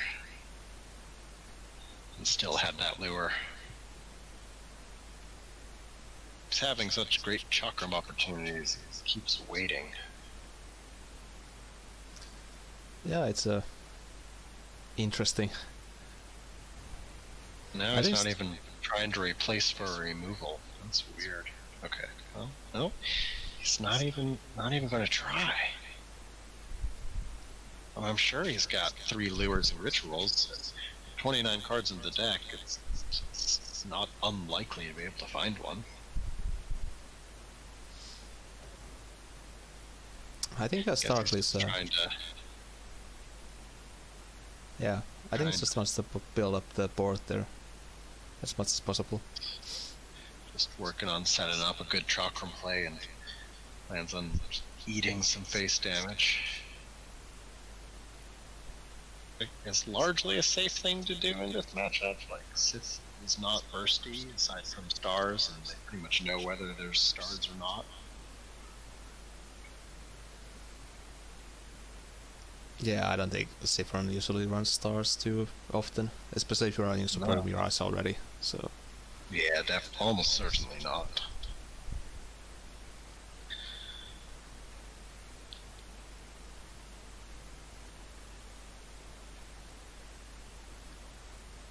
So once again a bit of a problem for Poncho now.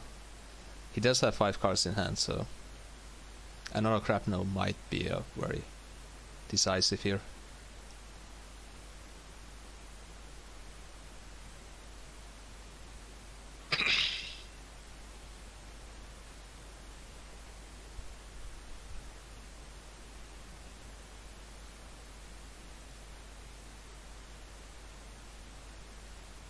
Yeah, another a quality constraint. Fancy. 2 mana No removal. grapnel to just secure it, though. Still managed to equalize the board state quite a bit here, so. But Chakram is still. Yeah, Chakram's gonna do lots of work. Yeah.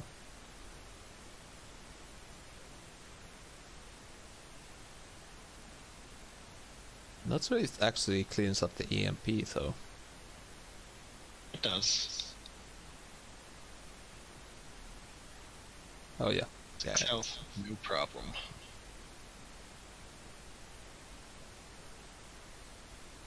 A very strong Chakram turn. I'm not gonna go back 1, and he's not gonna try to preserve his Chakram. Interesting. Just going for the face damage, that's fair. It's pretty close to lethal there. Yeah. And that's lethal. Oh, okay. Derp. That's why he went for the face damage. Because math.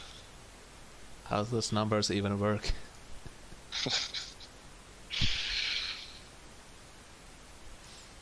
It worked out. Some interesting lines of play, but they ultimately worked out for him. Yep. And that's the last game of the Raptors versus Commando Crusaders. So Toronto Erratic Raptors did win the series 6-3, with Bonzo just crashing through Commodore Crusaders. Except Starkly here, as we saw. But the next match is gonna be Duelyst Disciples versus Lorem Ipsum. The Duelyst Disciples being the far older team and Lorem Ipsum being a much newer.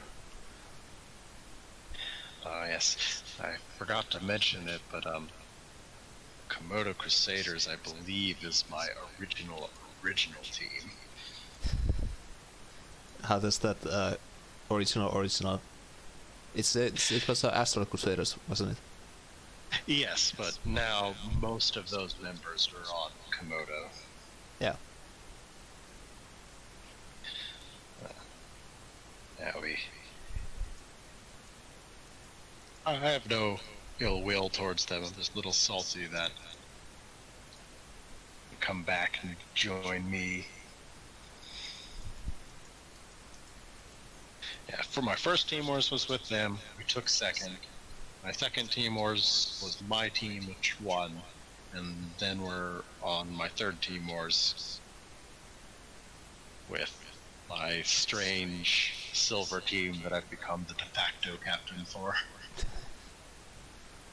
Well, you take the steps, and you never know where you find yourself in. Yeah. But yeah, for the Jewish Disciples, we have Olby Sage, Ebonox again, Flash Reincarnation, Color Metallurgist, and Lorem Ipsum Band, Juxtaposition, Spelljammer, Reader, and Color Metallurgist. I don't know why you would ban Ox outright when you could ban something like EMP, which is a crippling ban to Ox and affects lots of lists. Other than that, the rest of the bans all make lots of sense to me. Yeah, they seem well very top 5 cards, I think, all of them. So.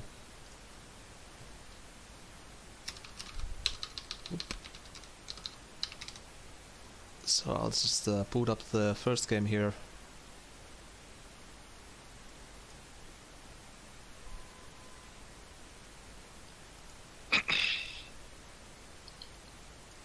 So we have Sibon from Jewish Disciples facing off Icicle from Lorem Ipsum. Playing Smash Bath. Also, Reese is an interesting choice. I was about to say that that's a old classic. Yeah, I mean it's always been a decent card. There's just usually not necessarily a better option, but at least a more popular option. Like it's solid, but it's weird to see it. Yep. I mean, usually it's just you have a straight up removal or dispel that you want to play over Repulsor. There's just a lot of competition. It's not bad though. Like, I don't fault him for it. It's a little unusual. It used to be a lot more common in the 2-draw and the subsequent phase, I think, when people played a lot more minions. Well, back in 2-draw, like, you had to have a super low mana curve. So, running 4 and 5 mana removals was a lot less popular.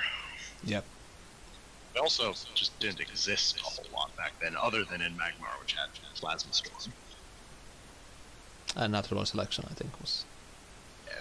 Yeah, Selection Plasma Storm, of course, that...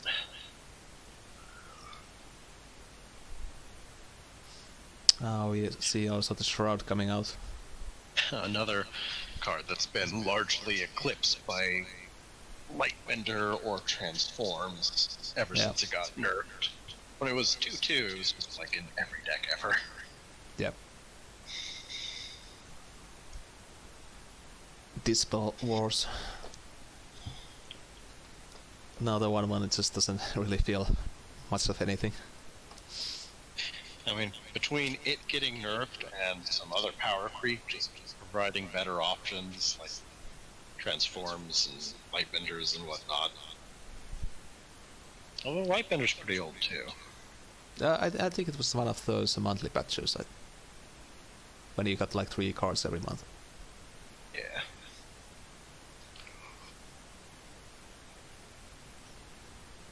There's the Dust Drinker into Mirrorium, so Icicle is not playing any old Cipher list here. I wonder if he's playing the super fancy Mirage version of the deck where you give your Dust Drinker to your opponent via that card. I can't remember its name because it's never seen play ever.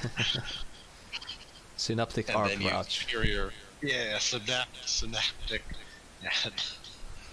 synaptic Mirage, super fancy. I don't think it's good, but it's really cool. So how does it work? You give the Dust Drinker to your enemy and then what? Yes. So Synaptic Barrage, it donates one of your minion and lets your opponent control it. And if you're lucky, you also get to steal some minions from them. But that's not why that deck does it. Because now your opponent controls the Dust Drinker, you can superior Mirage the Dust Drinker, and then all of its effects go off again. Because Intensify works off of Mirage, so you get 3 more Dust Drinker procs off of that.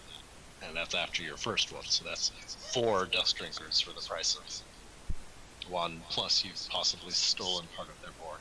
It's super nifty. Super janky, but it's cool. Well, Icicle is the resident burp, at least, speaker and Sarge player, so I'm not surprised to see this list coming out of him. But it might not be like the Mirage Synaptic variant. Like sometimes you just run Dust Drinker as sort of an aggro tool. True. But Mirrorium is much rarer, I think, like in any list. Mirrorium you usually only see in that dedicated Intensify list. Yeah. That's why I'm got my fingers crossed for some janky Mirage plays. Well, here's hoping. I would definitely want to see that happening. But we see the Mirrorium coming out once again. And now Synaptic Arcrouch. That's a lot of them.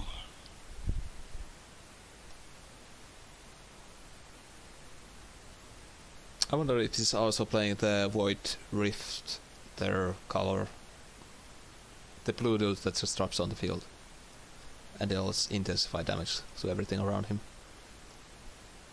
Oh, Riftwalker, yeah. Probably. I mean, if you're going dedicated Intensify, you may as well commit more Briders, Riftwalkers, and everything. And we see the rep also doing some proper work here.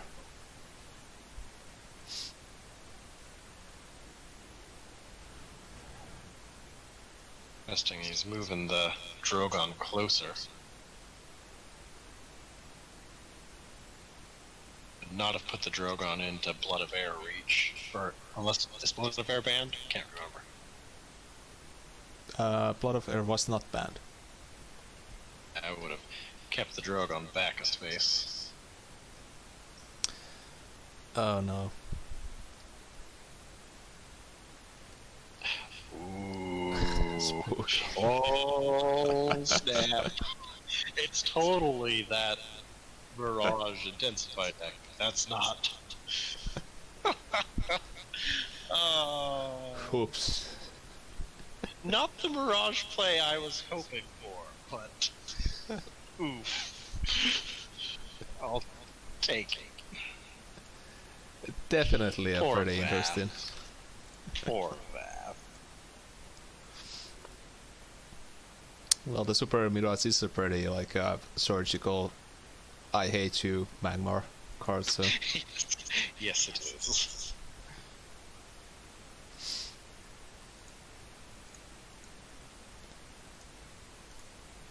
but unfortunately we are not seeing any more of Icicles list, but Alpha Century from Jewish Disciples, also called known as A Disciple, is facing off C4D0101 from Lorem Ipsum.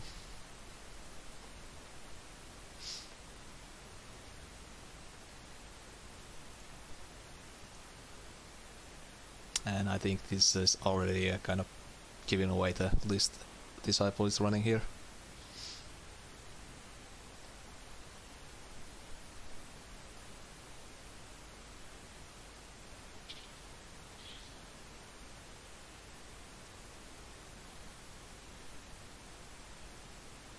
What's your standing on Wizard Pro?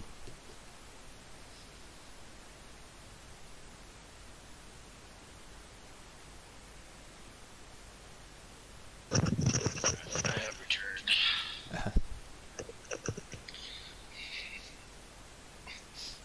Yeah, I was just wondering what was your standing on the Wizard Pro? Oh, it's alright. It's a decent enough deck, but I think people overcommit to it. Like, I'm all for running all of Magmar's powerhouse spells, or Lionar's powerhouse spells, but like, not just for the sake of being mostly spells. But he's got blood tears and stuff in there, so he might not be like overcommitting. No, I think the blood tests are just for the whole immolation, I think, mostly. Oh.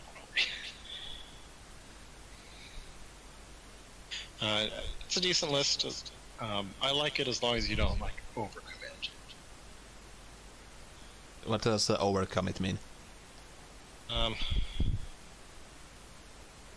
really have to have decklist samples in front of me to explain it. But I think that has stirred some feathers with some people.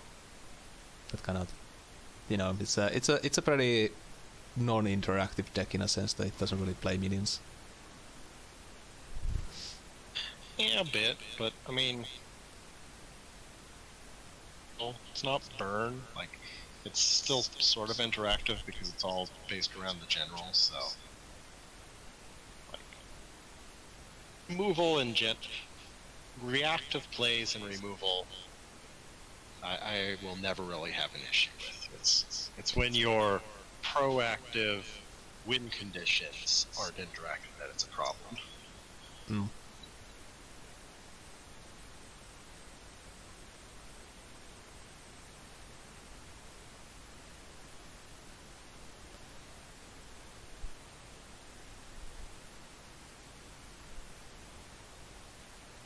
I think C4D0 is one of the newer players, so Aww. there's the Yeah. early tectonic spikes coming out. Interesting. That would suggest he has a backup, or did he just dump out his hand? I missed part of this game. Okay, yeah, he was down to one card, wasn't he? He was just doing his one card draw. Yeah, I think he played Kujara, Healing Mystic, and Greater Fortitude, and his board got wiped by Tempest. So. Okay. It was good spikes. Like, Disciple got no draw, he got a full hand. It was solid. And this, Alpha also burned the Appearance Claim, so that's a. Always good, always good. Yep. Yeah, see, I'm not too sure about, like, martyrdoms. Like, it's alright, but if you don't have heal synergy, or, like, a super strong late-game win condition, I don't know about that. I feel like that's the type of thing where you're overcommitting just to run spells. Like, when you could run something just solid, like Silverguard Knight or something, I feel like that's a better option. Mm. I like Wizard Brome, and I like running all of the really good Lionar spells, but I don't like overcommitting. But Martyrdom is a pretty good single target removal in most cases. Well, I mean, the heal that it gives is a big deal. Unless you either have heal synergy or a really strong late game in game plan, I don't like it. Like, I like it in Strategos Brome because Strategos, all he cares about is making it to try. So he doesn't care if your opponent's getting health. And it's decent in like Super Controls Dirian because not only is she late game relevant, but she also has the heal synergy. I don't really like it here because you could actually just have a proactive play. But it feels like they're just running it just to run more spells. Mm.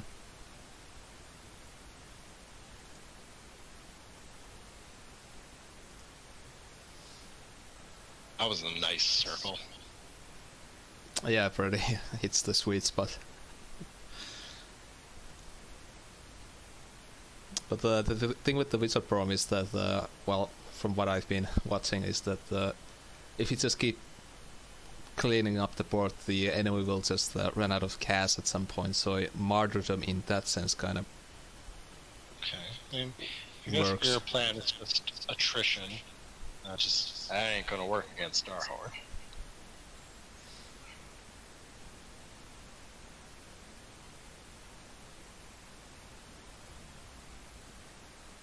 Well, especially when there's a lot of big dudes coming out. Yeah. But the Appearance Claim is a pretty nice pick there. But he's gotta end with it for a turn first here. Martyrdom might come in handy. That is gonna be a lot of health he gets back, though.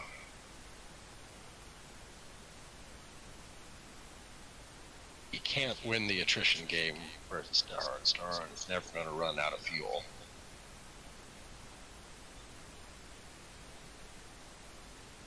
Yeah, and there's always the Desi Spikes threat, just blowing you out of the water. Oh, but he's got a Lightbender. Lightbender's a perfect answer. Martyrdom is bad plan, but Lightbender's really good. Yeah. I would probably Tempest first, and then Lightbender. He replaces the Replaces Tempest. the Tempest. Weird. Like, And I would have been all for Tempest, then Lightbender, and just full clear the board. Yeah, I have to say I would have also preferred that play, but it's Alpha we are talking about, so who knows what goes in his mind. Yeah. Oof. That is a lot of health he gave back. I guess he's just going with the plan that I don't really care about the duration of this game. You're not gonna win an attrition game versus Starhorn.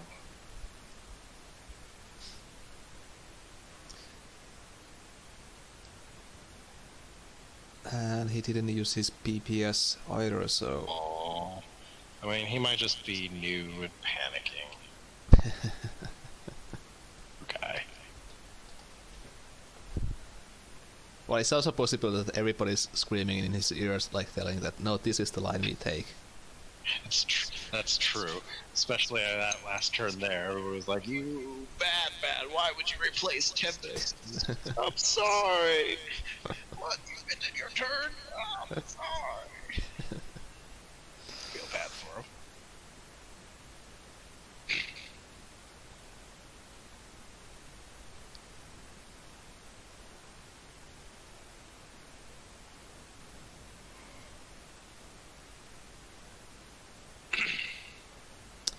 And here we see the Tempest coming back, so not all is lost. But Not nearly as good as play this time, though.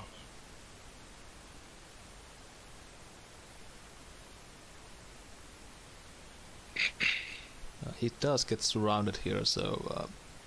Have to use the Imperions.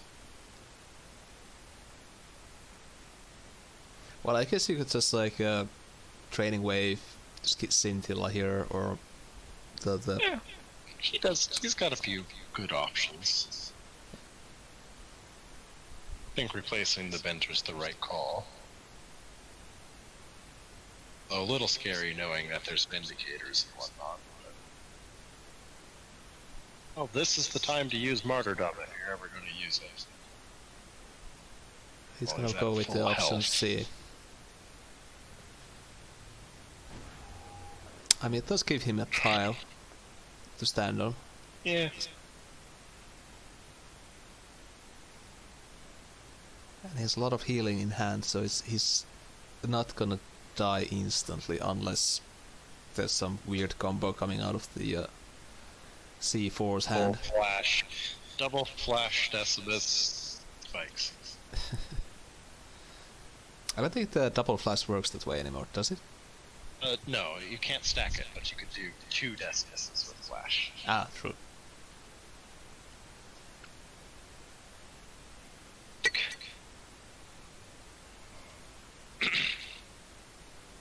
There's the Technic Spike, so C4 really wants to. Is 2 spikes down without a Decimus? I don't know if I like that. He had enough cards in hand that he did not need to be playing this. Well, oh, never mind. He was doing it for the Vindicator. Never mind. Yeah. That makes sense. I think he just wants to end this game early. Looking like Tempest Lightbender again. Here's your second chance to do it, my man. Don't miss it a second time. Tempest, Lightbender, move up to the other tile, play your BBS. Very, very solid line.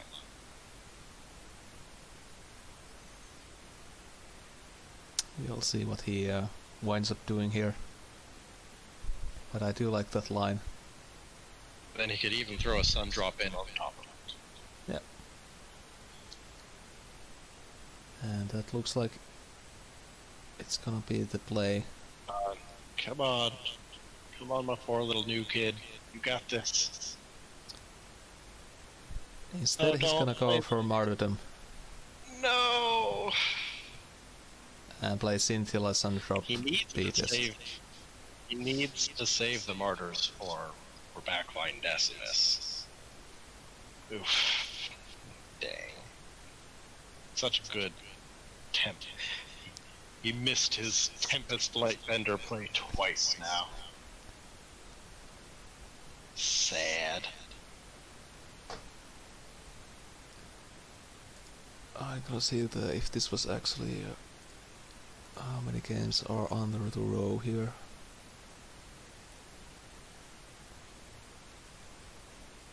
No, this is actually the last game of the set, so Oh. That's a lot of pressure.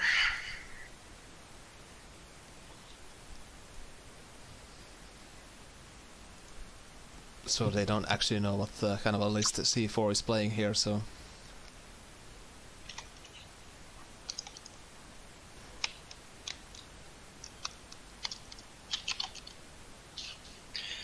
Playing proper anti-draw Starhorn.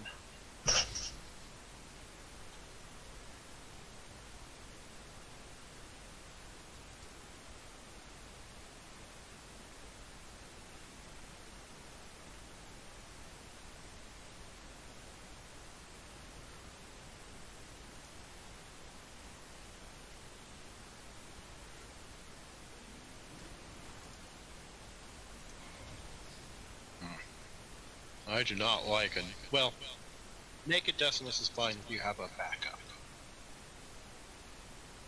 well, he doesn't really have Technic Spikes anymore, so he might be just wanting to get the One damage. left. But yeah, Yes, that's true. yeah. And you're down to 70 It's cards, so playing it for slow value.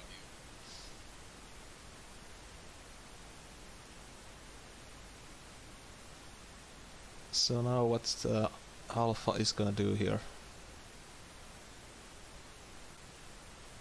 And still probably a Lightbender turn. I'd probably step onto your tile, BBS, then Lightbender, and maybe Maybe Trinity? Yeah, I don't know. It's an awkward turn for him, for sure.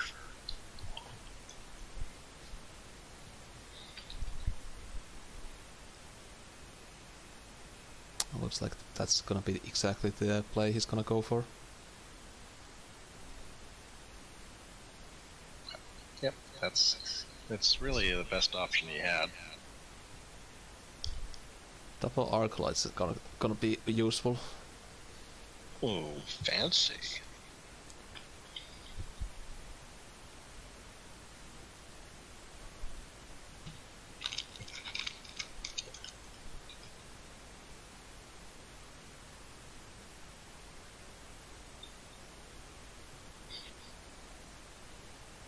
The right call going to that tile as well. Macandor comes around and cleans up the board here, but that's not really Alpha's plan.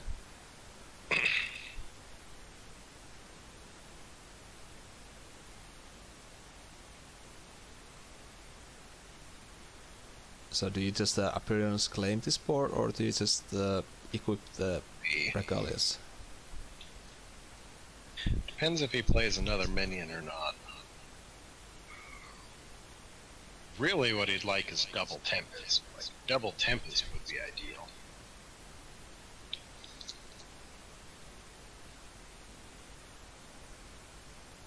But if he puts another minion there, then the Imperials all the steps with it.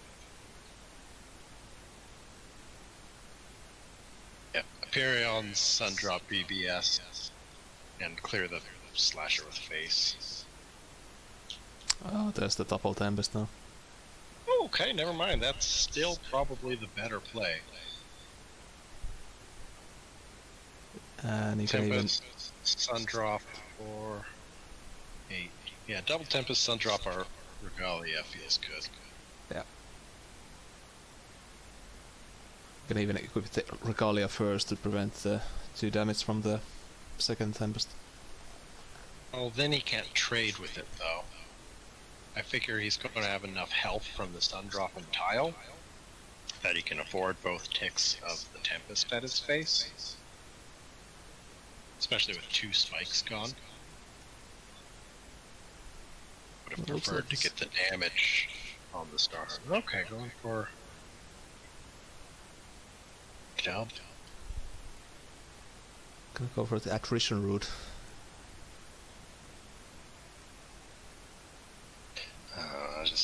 You're not going to win an attrition game versus... Well, maybe. I don't know. Well, because he's used spikes and spikes without Decimus. And more possible. And C4 only has like 20 cards now left, so he's halfway through his deck. Well, to be fair, Alpha is like only has 14, so... well, with 15 cards in his deck, finding that third spikes plus Decimus is becoming a very real possibility. So attrition is still going to be really hard to pull off. I would have definitely tried to push the damage on Starhorn, because you're still finding the inevitability of the spikes finish. C4 is going for the lethal here. No spikes though. Just the full classic anti-draw package.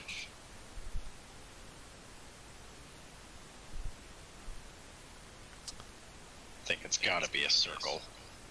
I put circle into Regalia, I would imagine. Yeah, it's gotta be circle Regalia.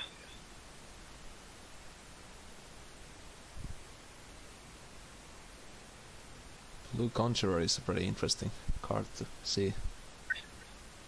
I've seen it played in very attrition style Lionheart decks before, and it's one of the few places I really like the card.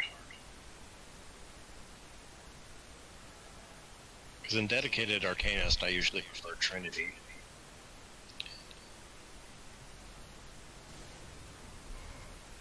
I mean, it had to be the circle. Yeah. The Regalia. And the Pillow Conjurer also kind of prevents the fatigue damage, so to an extent. Not really, because it still doesn't put cards in your deck. But can't you replace the dude into your deck? That doesn't put another card into your deck, it just changes the card that's in your deck. So you can't put a card into an empty deck? You cannot. That's unfortunate. The only way to avoid deck out is via that, like, one Lionar Intensify card that specifically adds to your deck, or replicants. Yeah, no, at this point, Starhorn just has to wait. Starhorn will, like, Brome will run out of cards completely, and or Starhorn will get Holy immolation to the face. Pull it off. It's hard to win an attrition game versus Starhorn, but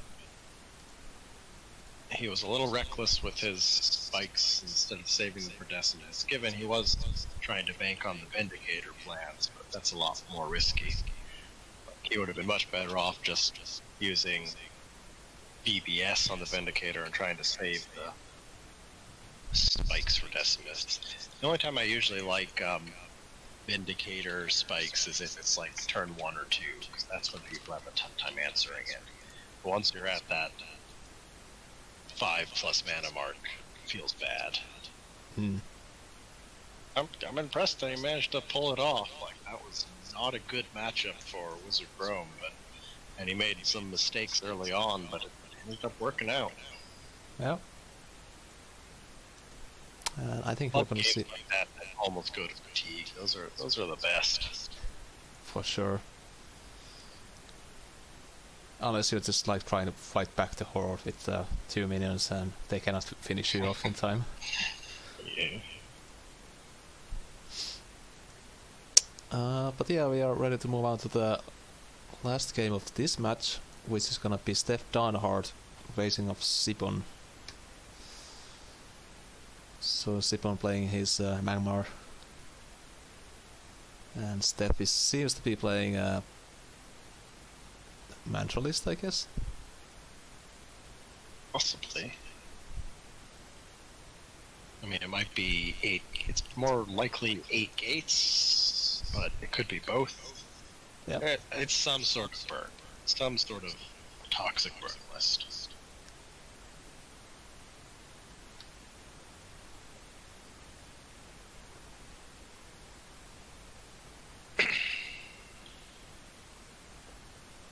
Mistwalking says it might be artifacts. Yeah, I think I've seen a Mistwalk in 8 gates as well sometimes. Yeah, sometimes just as an escape. Yeah. And also 1 mana spell, so or something. No, that's in Mantra. Yeah. I've played like 10 games of Songhai, so I know my things.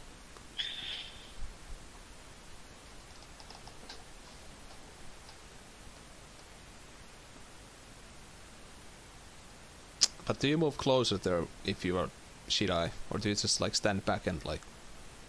I would not have gotten in the range of healing Mystic.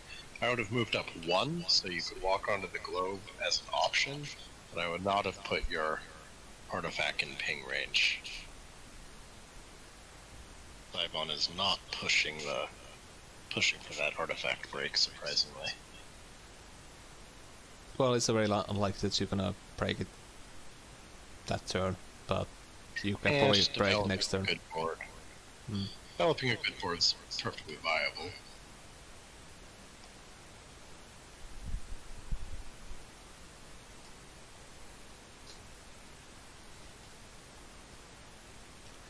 Now, Steph has the classical Songhai problem that there's a lot of big minions in front of my face. Yeah, that is hard for him to clear, especially with the eggs on top of it.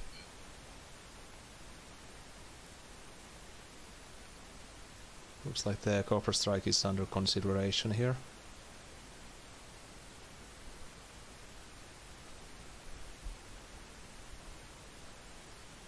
Strike's probably... Well, Twin Strike's risky.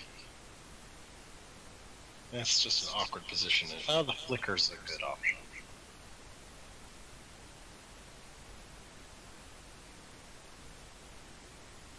I'd just flicker on out. Well, He's they not do going for the Flicker, going for the Twin Strike. hoping for the best. And it hit the Raptor, which is exactly what he didn't want. And I think Flicker would have definitely been the better play there.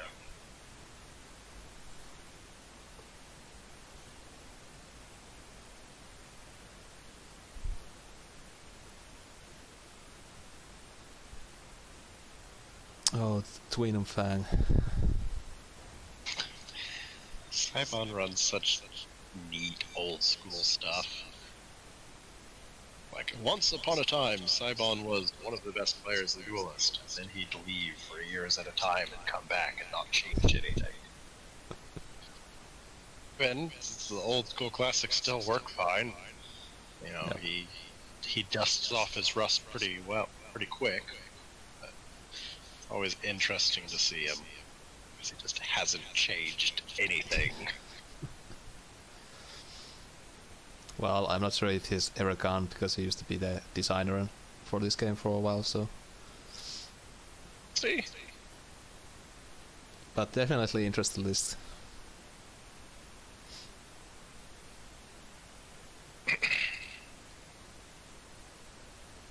And also kind of demonstrates that the Duelyst is not like a so deck list focused. So if you're a good pilot, you can make very many things work. I think Duelyst is 50% deck building, 40% skill, and 10% luck. Yeah.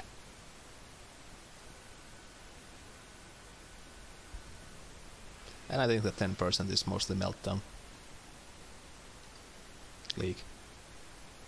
Down and Wanderer, and occasional coin flips, bad draws.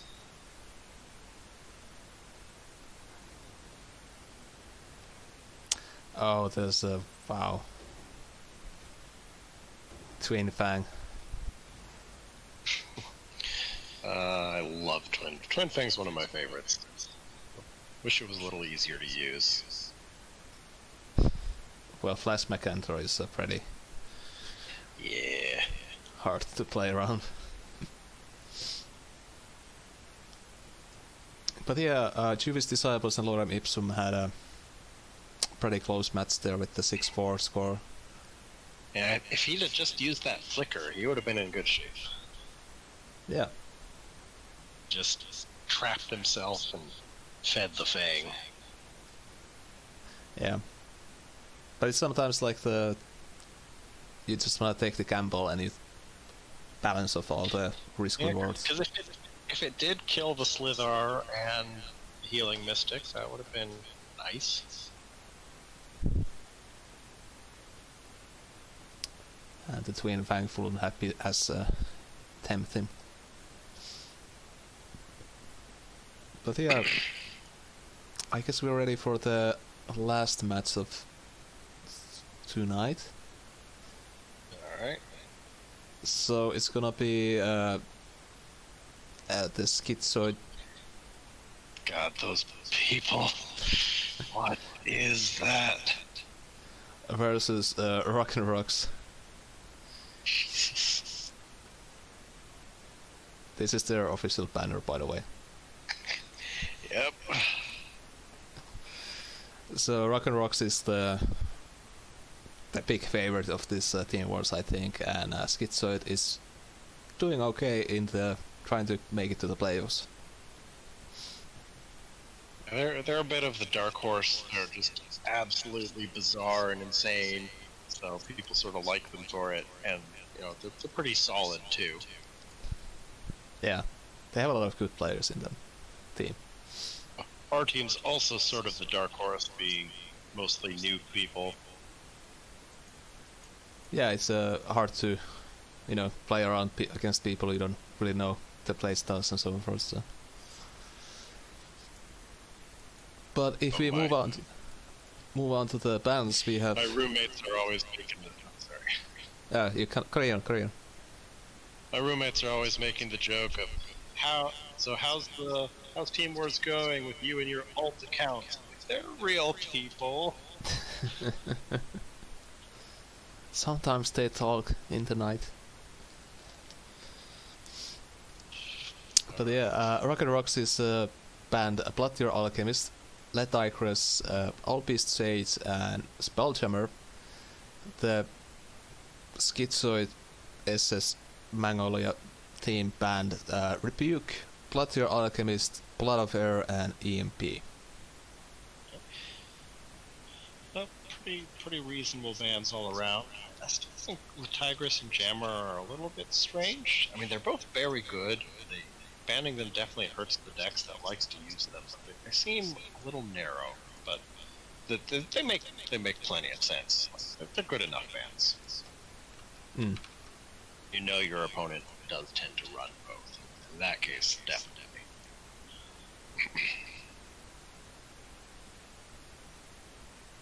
All around bands look solid and make sense.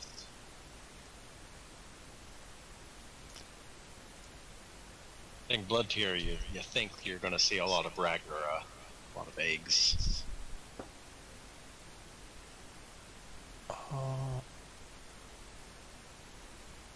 Let's just over here. Yeah, but that's the also the EMP ban you talked about. So not very popular card to be banned for some reason. Like EMP makes sense to me. Like it's just such a good catch-all that can go in so many different lists. Like if you want to target Ox, like you get EMP. Yeah, definitely. But I think it hits Vitruvian, it hits Ox, it hits any ramp-based list. It's not overpowered these days, but like it's one of those good catch-all bands that can really affect a lot of decks, and especially if you're running like eggs and walls, like it's a big enemy. Yeah, it's makes a lot of things easier when you know that you're not getting your board dispelled the next turn. But Rocket Rocks did ban all Beast Sage, so no Arcanist can take advantage of that. Yeah, I've yet to see somebody try Arcanist without Arcanist, for good reason.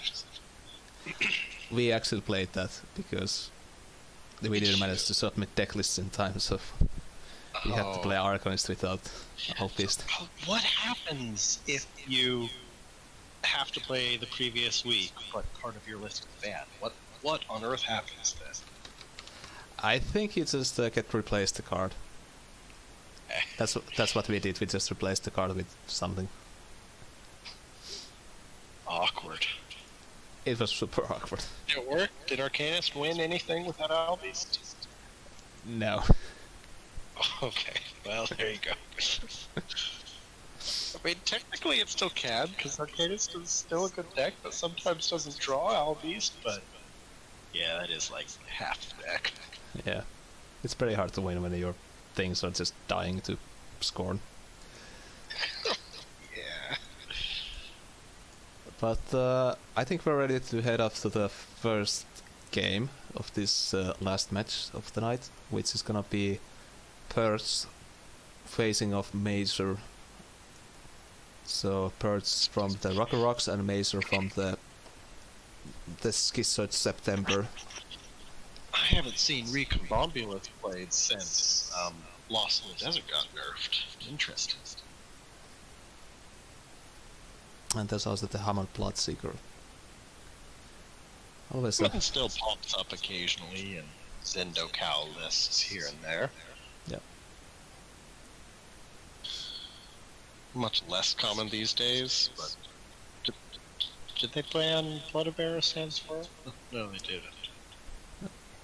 Schizoid did, but not the Rocker Rocks.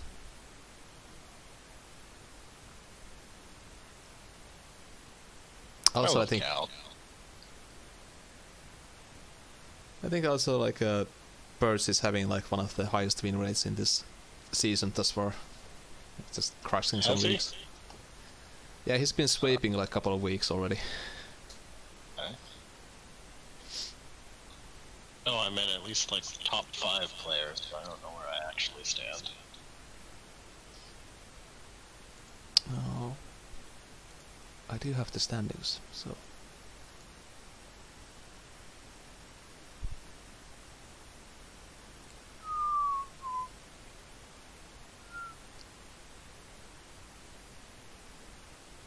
I'm expecting some fancy juxtaposition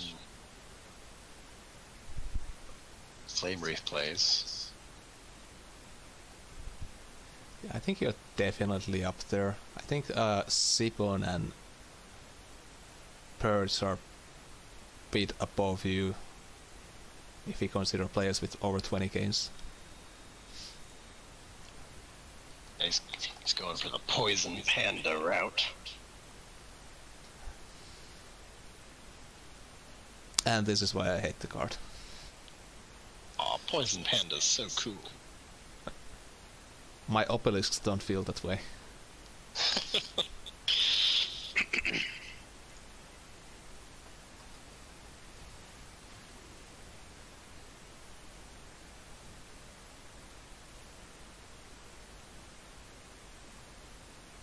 Oh, Sirocco coming out very early. Oh, that panda's about to get some serious work in. You don't even need to do anything, you can just like Death Strike Seal and Kotatsu that thing and... Yeah, but then your panda's dead. No, it's not. Oh, well... Oh? If you ping it with Kotatsu, it only takes 1 damage, right? Yeah, but then if he trades it into a 3 damage thing, it's dead. It needs either 2 pings or Death Strike to clear the field. It's almost certainly got to be Death Strike Gotatsu board clear.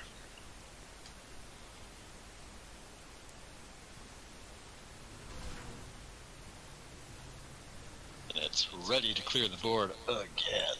If it doesn't get Blood of Air, you should move it back a spot so Blood of Air can't get value, unless they ban Blood of Air. Pado! Now I'm excited. Okay. Now that's a card. 12-6 airdrop. Push all minions and generate random spaces. And also win the game. Usually. It's such a neat meme, but sometimes it really does do lots of work too.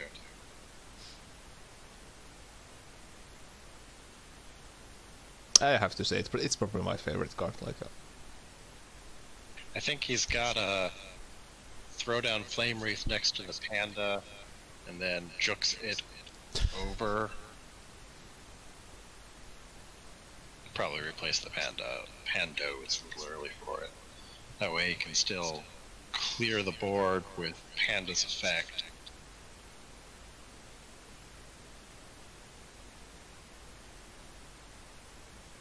Alternatively, he can just do Flame Wreath spam.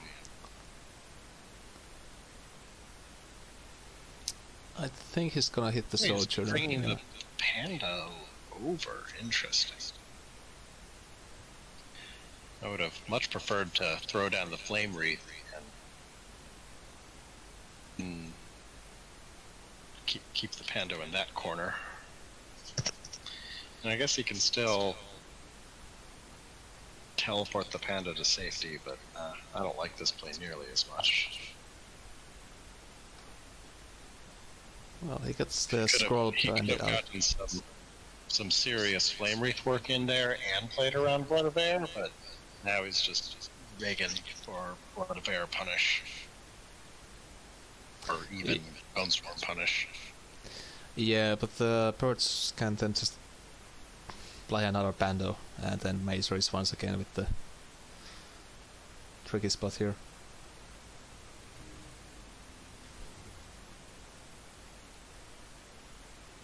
Like Maze Race having a lot of I don't know if he could. trouble building a board here for some reason. Poison Panda will do that.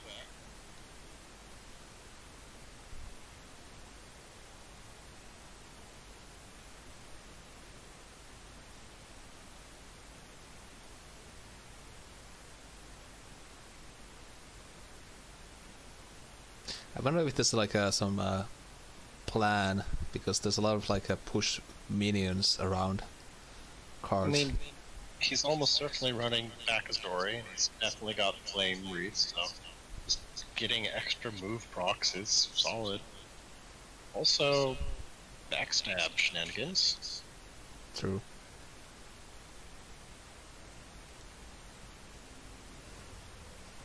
Oh, Dominate Will. Wow, what a card to steal. Uh,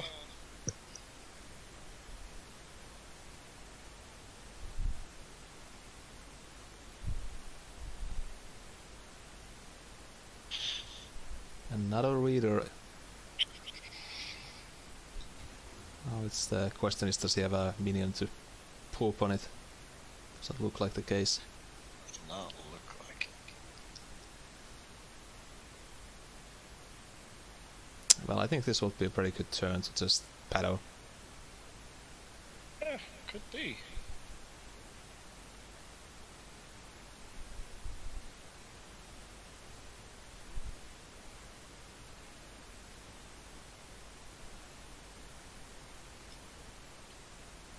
Do you replace the Dominate Wheel here? No, I mean, he's probably running Mar. Oh, maybe. Hard to say. Hard to say.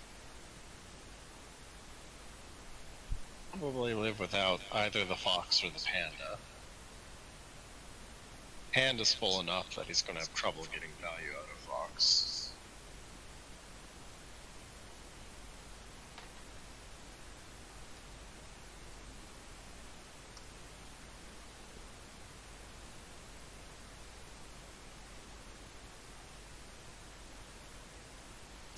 Well, he's just gonna go with the Flame Wreath play. It occupies the tile too, so it's solid. And Block the Laser other is tile. Yep. cornered here. Yeah, it's going to be pretty hard for him to recover. Yeah, there's the Bakazori. Just using Pado and Recombald for a combination of style and extra move procs. Solid. Yep. Unusual, but it works. I was super waiting for that paddle drop, but no. I know. I feel so ripped off.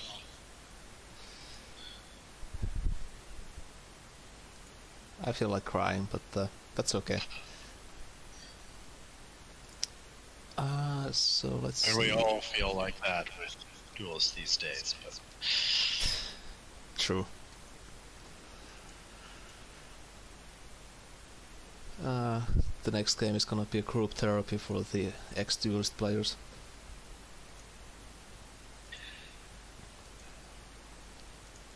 it's coming on next.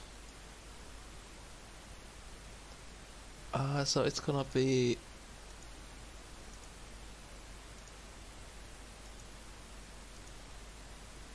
just a moment. A lot of games being played. Shit.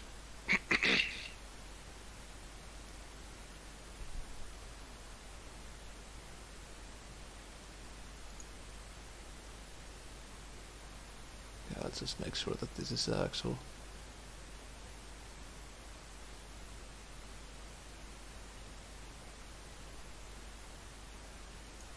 So I'm just gonna grab the other game just in case.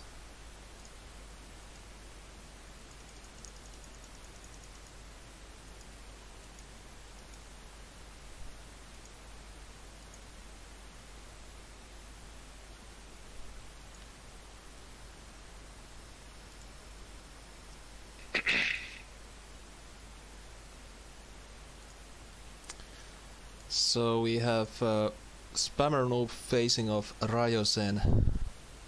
And Who's Ryozen. not playing Vault Bet. What is this? Can't play So- Vault, but that's besides the point.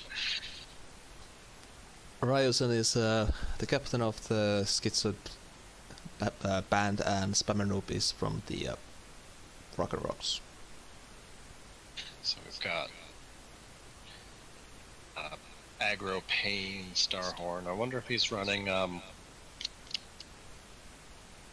face.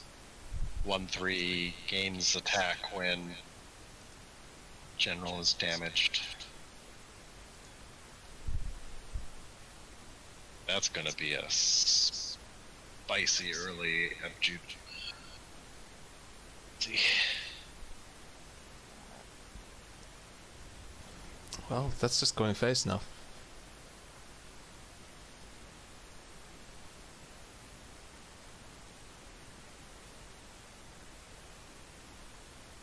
Oh, he's not gonna go.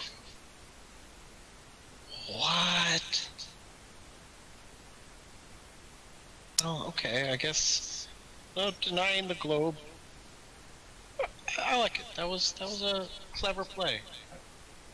That was good. Alright. I just wanted to go face. 9 damage. I would have risked death by lava slasher or lava lance. So I think that was the better play.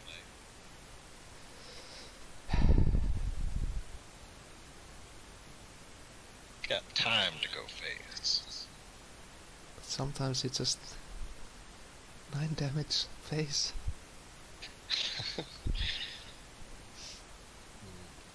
Well, he's got to replace one of those. I feel like it's probably the Primus. Yep. Thorn Avenger again. That sleeper card. If I had more time, I would probably try and slot it some places.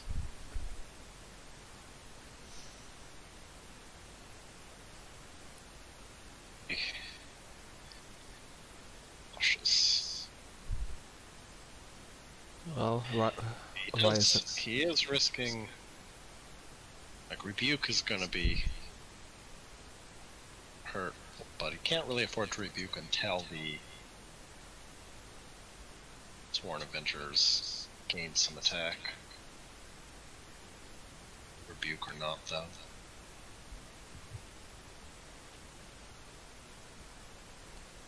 Ryerson is running pretty low on the... Actually, they cannot rebuke because Spammer no doesn't have Ryerson's team banned rebuke. Oh, they did ban rebuke, didn't they? Well, it is going to be hard for him to deal with this board then. He does not have a real clean answer.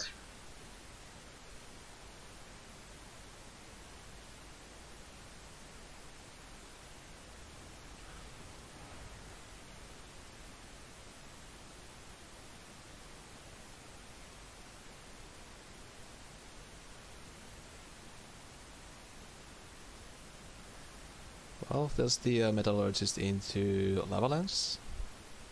Probably. Yeah, solid, solid. Now he just needs to pray Mecantor doesn't come down this turn. Which it will. Oh, well, snap. Top deck. That replaced though. Come on, Ryusen. Do you even need to think about it? What you need to do.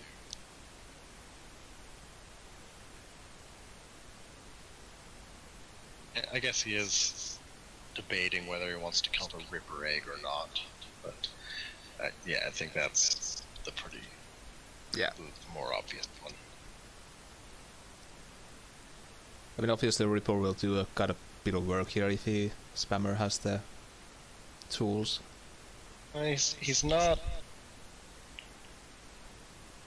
in celerity range without a hatch, and gonna be that bad. Storon's got plenty of health, a big board. Lava Slasher takes care of the Macantor.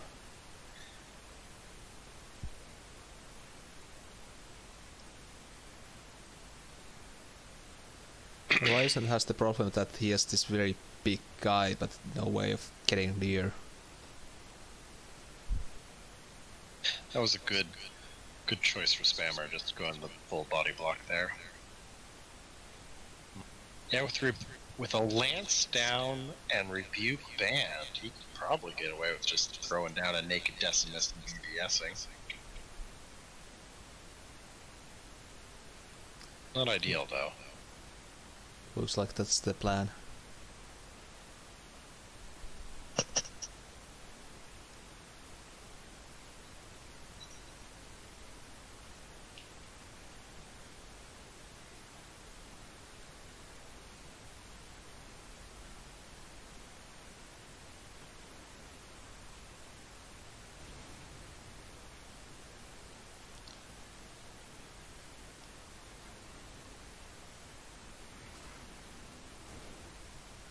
And that elucidator is just nearing spammer noob, but it's probably not gonna leave too long.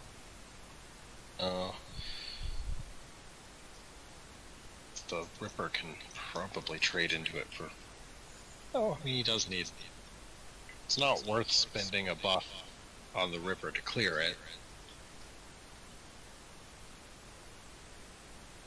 And if he has a lot of lands, that needs to be for Decimus. Its best play would probably just be to summon 2 eggs. Og. Not much of a board for it, though. Ooh, he's using the Fortitude just to clear the loose data. That doesn't feel good. But he did have the backup Lava Lance. And he has pretty threatening board now against the player with 2 cards. That's a very solid board.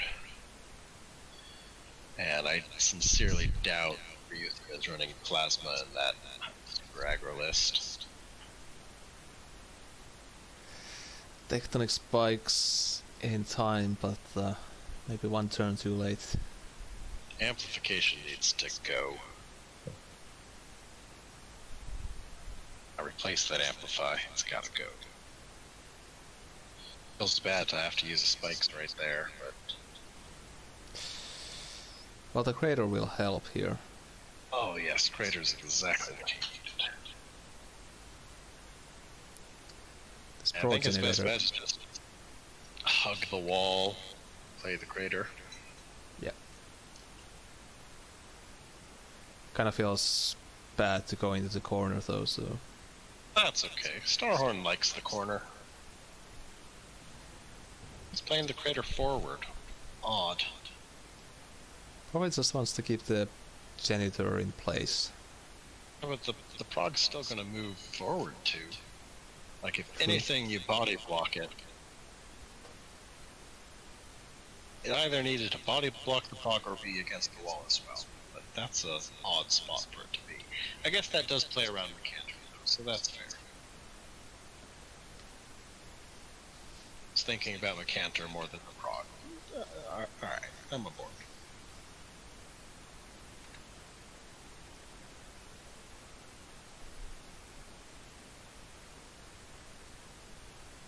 Well, there's the Decimus from the other side.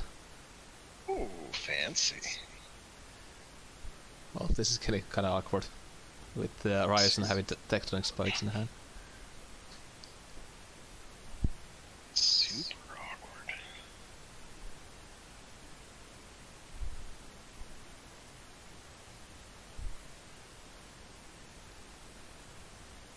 Double natural will save him.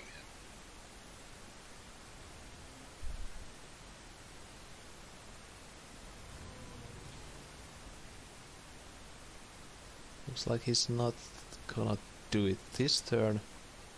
Oh no, you can't leave that. That was risky. Oof. I think it just wants the buffs on the Sworn Avenger. It's not worth it. Now if he gets spiked, that is gonna be so brutal.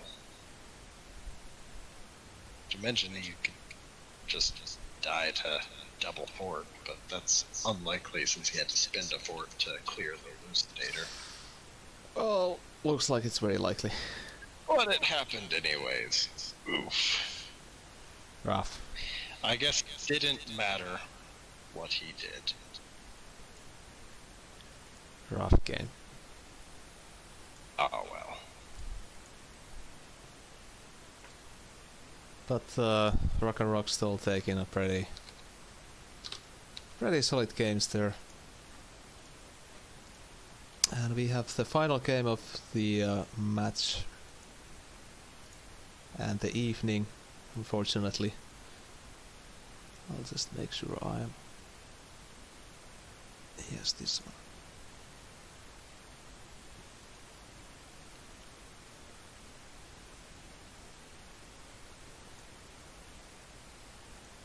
So we have 20th Century Boy from that theme facing off the Rock and Rock's Captain Stoic Rooster. Fairly recognizable players.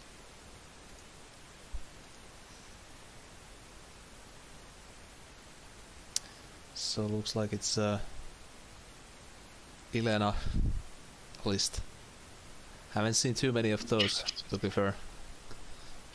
The only time I usually see Elena is in like this super dedicated high rolly walls variant, or ironically aggro.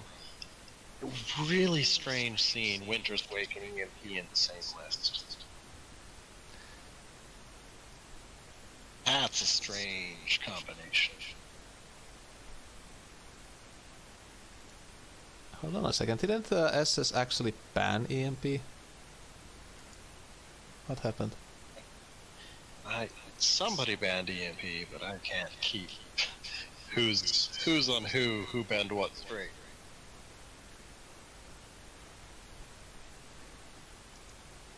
Oh no, they banned it. You get the right match. It should be the right match.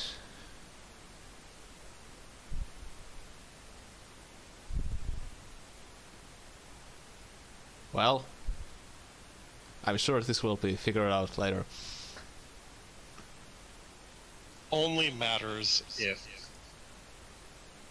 the other team wins.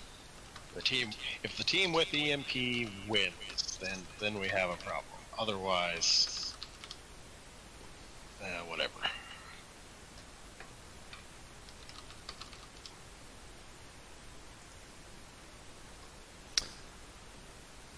But yeah, it's still a very interesting list to see this. What? You replaced Winter's Wake? What? This is just bizarre. There are so many levels of weird going on here. First of all, EMP is supposed to be banned. Second of all, why on earth would you play it in this list? Third of all, why would you replace your Winter's Wake? So much weird going on. We have stepped into the Twilight Zone where Eilina is the top tier deck. And EMP only dispels your opponent minions.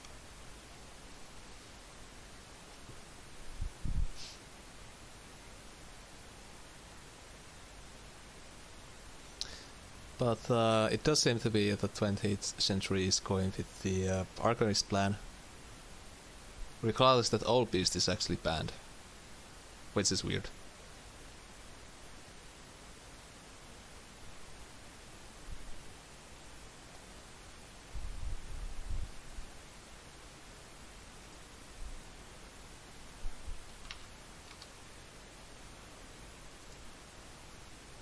Awkward hand. Don't move your Basilisk, and that Basilisk can win the game if you're careful with it. Okay, well, I guess it's bouncing, so it's fine.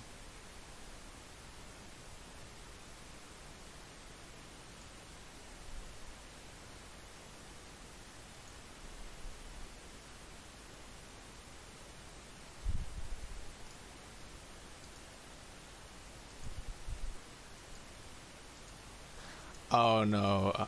Okay, so I got the bands mixed. It's actually other way around. Other way around. I think yes. more likely. Yeah. Still bizarre to see EMP in this list because it doesn't get along with stuns, artifacts, or walls. It's super counterproductive. Yeah. Yeah, that's true. I mean, the card is good enough that like, it's not bad, but there are definitely better choices.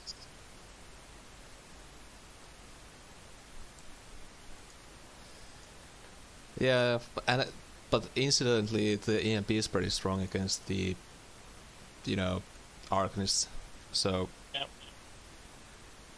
could be worse. I think his best bet is to drop the EMP directly in front of the Sheet Eye to protect his Sentinel. Because the Sentinel can't be dispelled. And then, yeah, you can pull it back. Yeah, there we go. And EMP is definitely going to get some work done in this matchup. It's still really strange seeing it. Well, it's kind of like somewhere Duelyst actually ran Lightbender, and everybody was like, "Why do you run Lightbender in the Truian?" But sometimes it just makes sense. And it's really weird watching him hold on. He replaced Winter's Wake, but he's holding on to Ice Age. If anything, it should be the opposite way around, because Ice Age is almost worthless without Wake, whereas Wake is like the deck's main win condition. But there's nothing that replaces it. Yeah. He presumably has lots of sources of walls.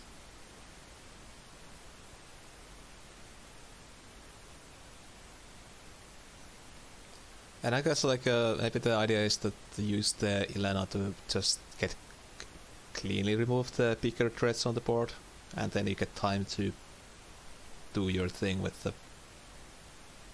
Yeah, I mean, there's definitely merit behind Elena Walls. It's a really good deck, but it's really matchup dependent. Like, Elena is really good against stalling versus minion-based list like Arcanist and Wanderer and whatnot, but she has a really bad time versus like Control or Burn. Yeah.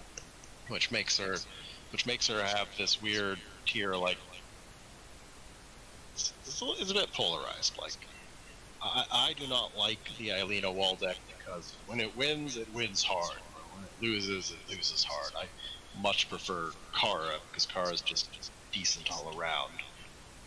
I'd rather work for my wins with Kara than roll the dice on the matchups with Elena.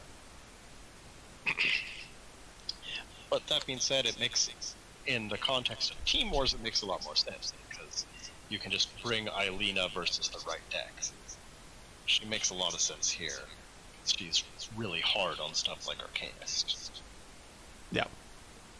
So, we like her a lot for Team Wars, but when it comes to like ladder or proper tournament play, I prefer others. This is actually the second game they played against this Songhai list, so might have been just a counter pick here. Makes sense. Yeah, Lena's a very good counter pick. You can super bully a list like this. Still holding on to that Ice Age. I mean, I guess we are to the 8 mana point now. It's just odd. She doesn't have any wall payoffs in hand, and she's not replacing hard to find them. It actually has an anti-wall payoff. Yeah, that EMP is not doing any favors here. Well, given the EMP is helping win the game too, so. True. Working. It's just really strange.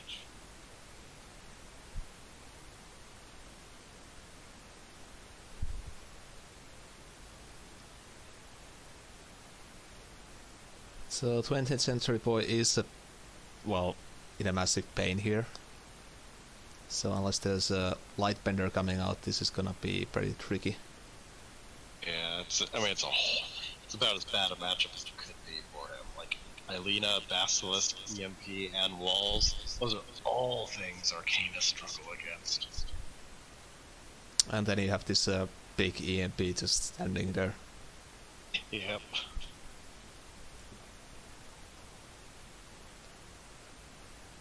Even Lightbender would help much right here. At least get rid of the Basilisk and a couple walls and then get away from the EMP. Well, that juxtaposition is pretty good here. Unfortunately, Basilisk is pretty big. It's too big for it to be a solution on its own. Oh no, and there's a concede. Yeah, I mean, that was just a hopeless matchup. Yeah. Well, well, interesting deck list coming out from Stoic Rooster Right. anyway. It's solid. Like it's not a bad list by any means, but it sure is bizarre. Maybe they well, maybe it's just because it's team-wise. Maybe they built it as like a perfect counter pick to certain problems. That does make sense, because boy, did that sure look handcrafted to wreck Arcanist. True. But yeah, so just to be clear, the bans were actually Rocker Rock's band, Rebuke, and Blood Tier Alchemist, Blood of Fear, and EMP, and so forth, so no shenanigans were had this day, except on my side. But that was also the last game of today, and the last match. So... Had fun. It's bittersweet, but... It's super bittersweet. Not quite the feeling I was hoping to go into this cast today, but... yeah. I was hoping for hype, not dread. yeah. Dread and sadness. But yeah, do you have... Still yeah. Still sticking to my, this is just a ploy to get away from Bandai. I sure hope so. Because I think Duelyst has a place in the world, and I think it should be there because it's a great game. There still just isn't a replacement. All the replacements have flopped too, which is just depressing. Yeah. And also like just the community as well, like running these Team Wars tournaments and so forth. Like that's It is so incredible. That's like made it worth it all these years to just keep playing. Sure. Like even when I took a year-long break from the game, I still read the forums every day. Yeah.